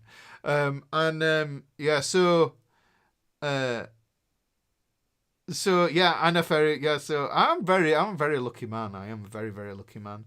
So yeah, so she said, "Oh, I can get you some gigs." She loved that, she's great at all that stuff, and because she wanted to be a band tour manager, so she got us loads of gigs and stuff like that. And obviously, things happen. Naturally happened. So that was before you knew she loved musicals. I know. Do I like Incubus? Yeah, I kind of had a brief encounter with them, but I think that must have been when I got really, really, really into my metal. Around when Incubus were peaking, I think it was sort of peak, sort of Sepultura, Pantera, Testament, Slayer. We're talking about the heavy, heavy stuff, and it's like, really, it was, that kind of thing. So Incubus was kind of a bit more chill. I got it. I appreciated it. But I kind of, I was into Soundgarden and kind of Smashing Pumpkins, and if I was going a bit more alternative into, so yeah, hopefully, that's cool. Where are we at? Do I like Incubus? Kai, have you stayed the whole thing? They're really good now. I tell you what I really like the last heavy album that I really dug was Gojira. What the heck is it called? I know they've had another one out. Let's have a little look. Gojira. The discography. It's the one with. Oh, it's Magma. I think that's the album, Magma. Cracking. Cracking band. Wonderful sound. Really love how heavy that sound is. So yeah, Gojira. Who else? But the thing is, I've always struggled with metal because of the sound. If it wasn't as crisp and direct as Pantera, yeah, it just sounded like mush. Yeah, so really, I think that's that would be. Yes, Placebo. Yeah, we used to do stuff that was a bit. The other guitarist that was in my band, the original band, he loved Placebo, and we were into bands like Feeder, and obviously there was the Colour, the Shape, Foo Fighters, and there was like early Biffy Clyro as well, and there was all those kind of sounds going on, The Aristocrats are great. It's techie. I do get a bit. I think the thing is, there's a kind of there's an evolution of guitar. I think that's kind of it makes me doubt where it can go, because it's people copying people. I always think, like, I was a massive Greg Howe fan at one point. He's done an amazing album called Extraction. First track on that is absolutely bonkers. Yeah. All right. Oh, that's good, Vicky. So Greg Howe, and then so if you take Greg Howe and you take Derek Trucks, that's a good amalgam of pretty much all sort of the way modern guitar sounds. It kind of does sound a little bit like that. For me. So Greg Howe, Greg Howe's absolutely was a great guitar player. Still is a great guitar player. But you listen to Greg Howe and you can hear all the modern guitarists who are internet guitarists. You can hear a lot of that sound, and I think a lot of it tends to sound very derivative. When I hear somebody play, I want to hear them. Does that make sense? Yes, you can have your influences, but your influences, I think they should blend. They should blend so that you're not just a clone or a Derek Trucks. Oh crikey, what's his name? Derek Trucks' uncle. What's he called? Guitarist. I can't remember his name, but I know there was a song called let me look, Aberdeen. And guitarist. Aberdeen guitar. Oh no, it's going to bring me Aberdeen guitarist. He was like a sideman in some proggy thing. His uncle. Yeah, Nancy Boy's a good one. Yeah. There was a thing. There was a thing that somebody said, and I thought it was kind of astute, and I keep on thinking about it, and that is, when they did that CERN thing. Do you know what I mean about this? When they did the CERN, where they did the Boson-Higgs thing. There's a theory that it created an alternate universe that we're all in. No, it isn't. It isn't Butch Trucks. It is an uncle. It's somebody who's played with the Is it the Eagles? It might have been. Oh crikey! It's on the tip of my tongue. I can picture him. I can picture him. But he's Allman Brothers. Yeah, Allman Brothers. Yeah, sorry, Allman Brothers. Yes, Allman Brothers. I'm gonna look for it. Sideman. He was an Allman Brothers sideman. Not Dickie Betts.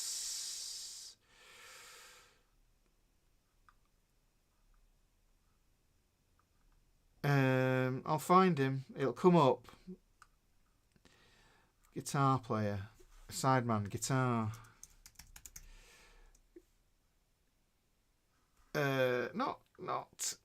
Not Warren Hayes.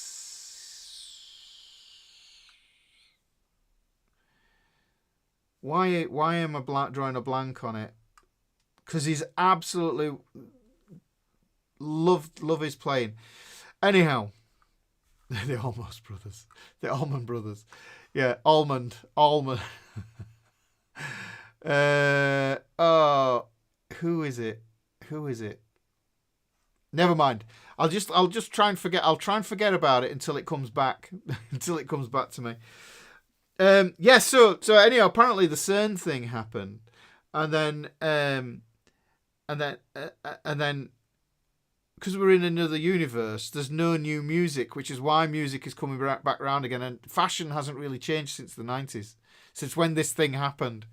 And I just think, I was thinking, it hasn't. Fashion hasn't really. Everybody's like the 1990s bare midriff is the belly button showing is happening again. So yeah, it's doing my not Dwayne Trucks. He's been the sideman for is like can't remember his name, but anyhow, long and short is one of my favourites. The Allman Brothers is a Mandela effect, certain things. Oh, yeah, that probably would be the thing. But his name is Steve Forrest. Yeah. So yeah, the Super Collider. That's the one. The Super Collider. That's the thing. So they did that, and it's like created a whole new different 73. That's awesome. The best era of 73. I love the 70s. Man alive. But the thing is, it's like, I was a massive Suzi Quatro fan as a kid. Suzi Quatro, a big Elvis fan. Big Elvis fan. Elvis was huge in our house. My dad got a jukebox from a cafe that was closing down, and we had that in our house, and it was full of Elvis singles, and we just we used to play them. We'd I think Mum and Dad would probably have a beer or two, and we'd end up dancing in the living room, with the jukebox on, and it was great, So yeah, male crop tops even. Oh no, please no. But I think the thing is the fashion looks very much like the sort of grunge era. It's coming back around again. Doesn't seem to be anything much new. Really. Musically, I don't think there's anything much new. We kind of peaked. I don't know if we've peaked.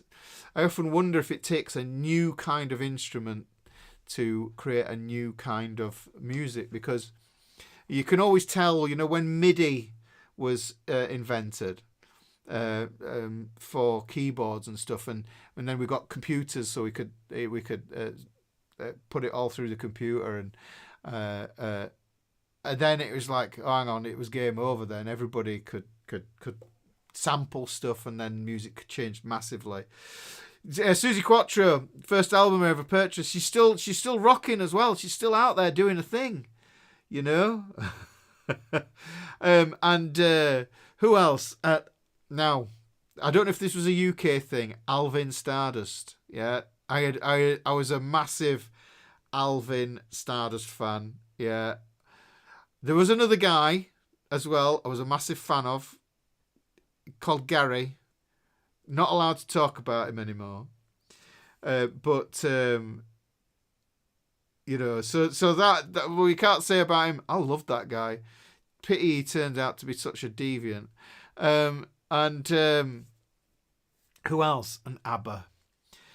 The blonde lady from ABBA, I was massively enamoured with as a young lad, a young slip of a lad. She just transfixed every time she came on the TV. So yeah, ABBA, loved them. Who else? But just loads of stuff, you know. But Elvis was a big deal, and John Lennon actually. We liked a lot of John Lennon in the house. My Cuckoo, yes, yeah. And wasn't it great? You know, and T-Rex as well. T-Rex. It was Slade and Sweet. Absolutely, Slade were brilliant. Yeah, so Mixolydian. We don't type his name. We might. So, but the thing is, that was my jam back in the day, and so music's always been a huge part of my life because my mum's side of the family, Scots, they're all bagpipers, whistle blowers, and you know, and fiddle, whistle, and bagpipes, and folk and boron drums, and all that sort of stuff. So on my mum's side, the music thing was strong. It was really, really strong. So it was always like Petula Clark, yeah. But even Cilla Black, Step Inside Love, you know. Some brilliant songs, brilliant songs. You know, even stuff I hated back in the day. Yeah, when I hear it now, it just takes me back to, you know, like what was it? Peters and Lee. Was it Peters and Lee? Yeah. You know. So yeah, Peters and Lee. That was a thing, wasn't it? Slade in '74. What show? Probably the best. Yeah, it will have been a good show. They that's what it was all about. They realised that, didn't they? They knew it was all about the show. So yeah, that's the one. I'm still trying to think of this guy.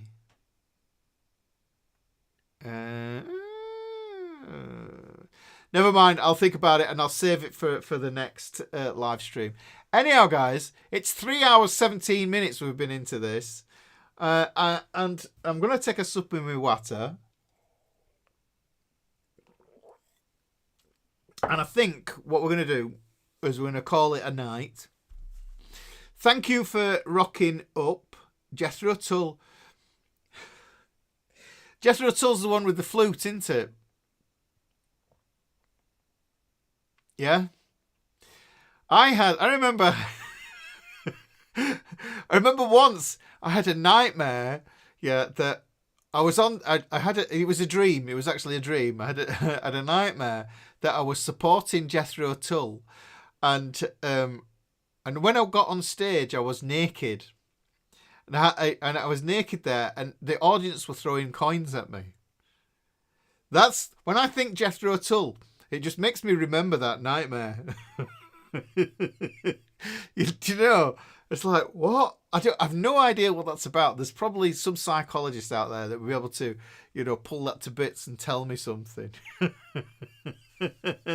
I will remember it when I'm on the loo. I will do. That's the thing.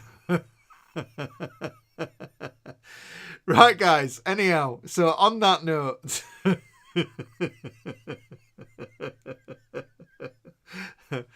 Jethro Tull stood there with his flute, me floundering around, dodging 50p coins. Wow. Is this surreal life or is it just fantasy? Yeah. So. Oh, that's tickled me. Right, but yes, I do remember the Aqualung album. Yeah, I used to listen to a bit of that as well. But anyhow, guys, I'm done now. I think I'm spent. Thanks for the hang, guys. I really appreciate you turning up and you know, making it fun. I hope you've learned some stuff, and yeah, a bit of the old Ricky backstory. There you go. And I will see you on probably next Wednesday. And yeah, it'll be Wednesday. I'll see you on Wednesday. So take care. And look after yourself. Look after each other. Remember who you're playing for. And I appreciate you turning up today. Thank you very much. And see you Wednesday. Love you lots. Bye-bye. See you later.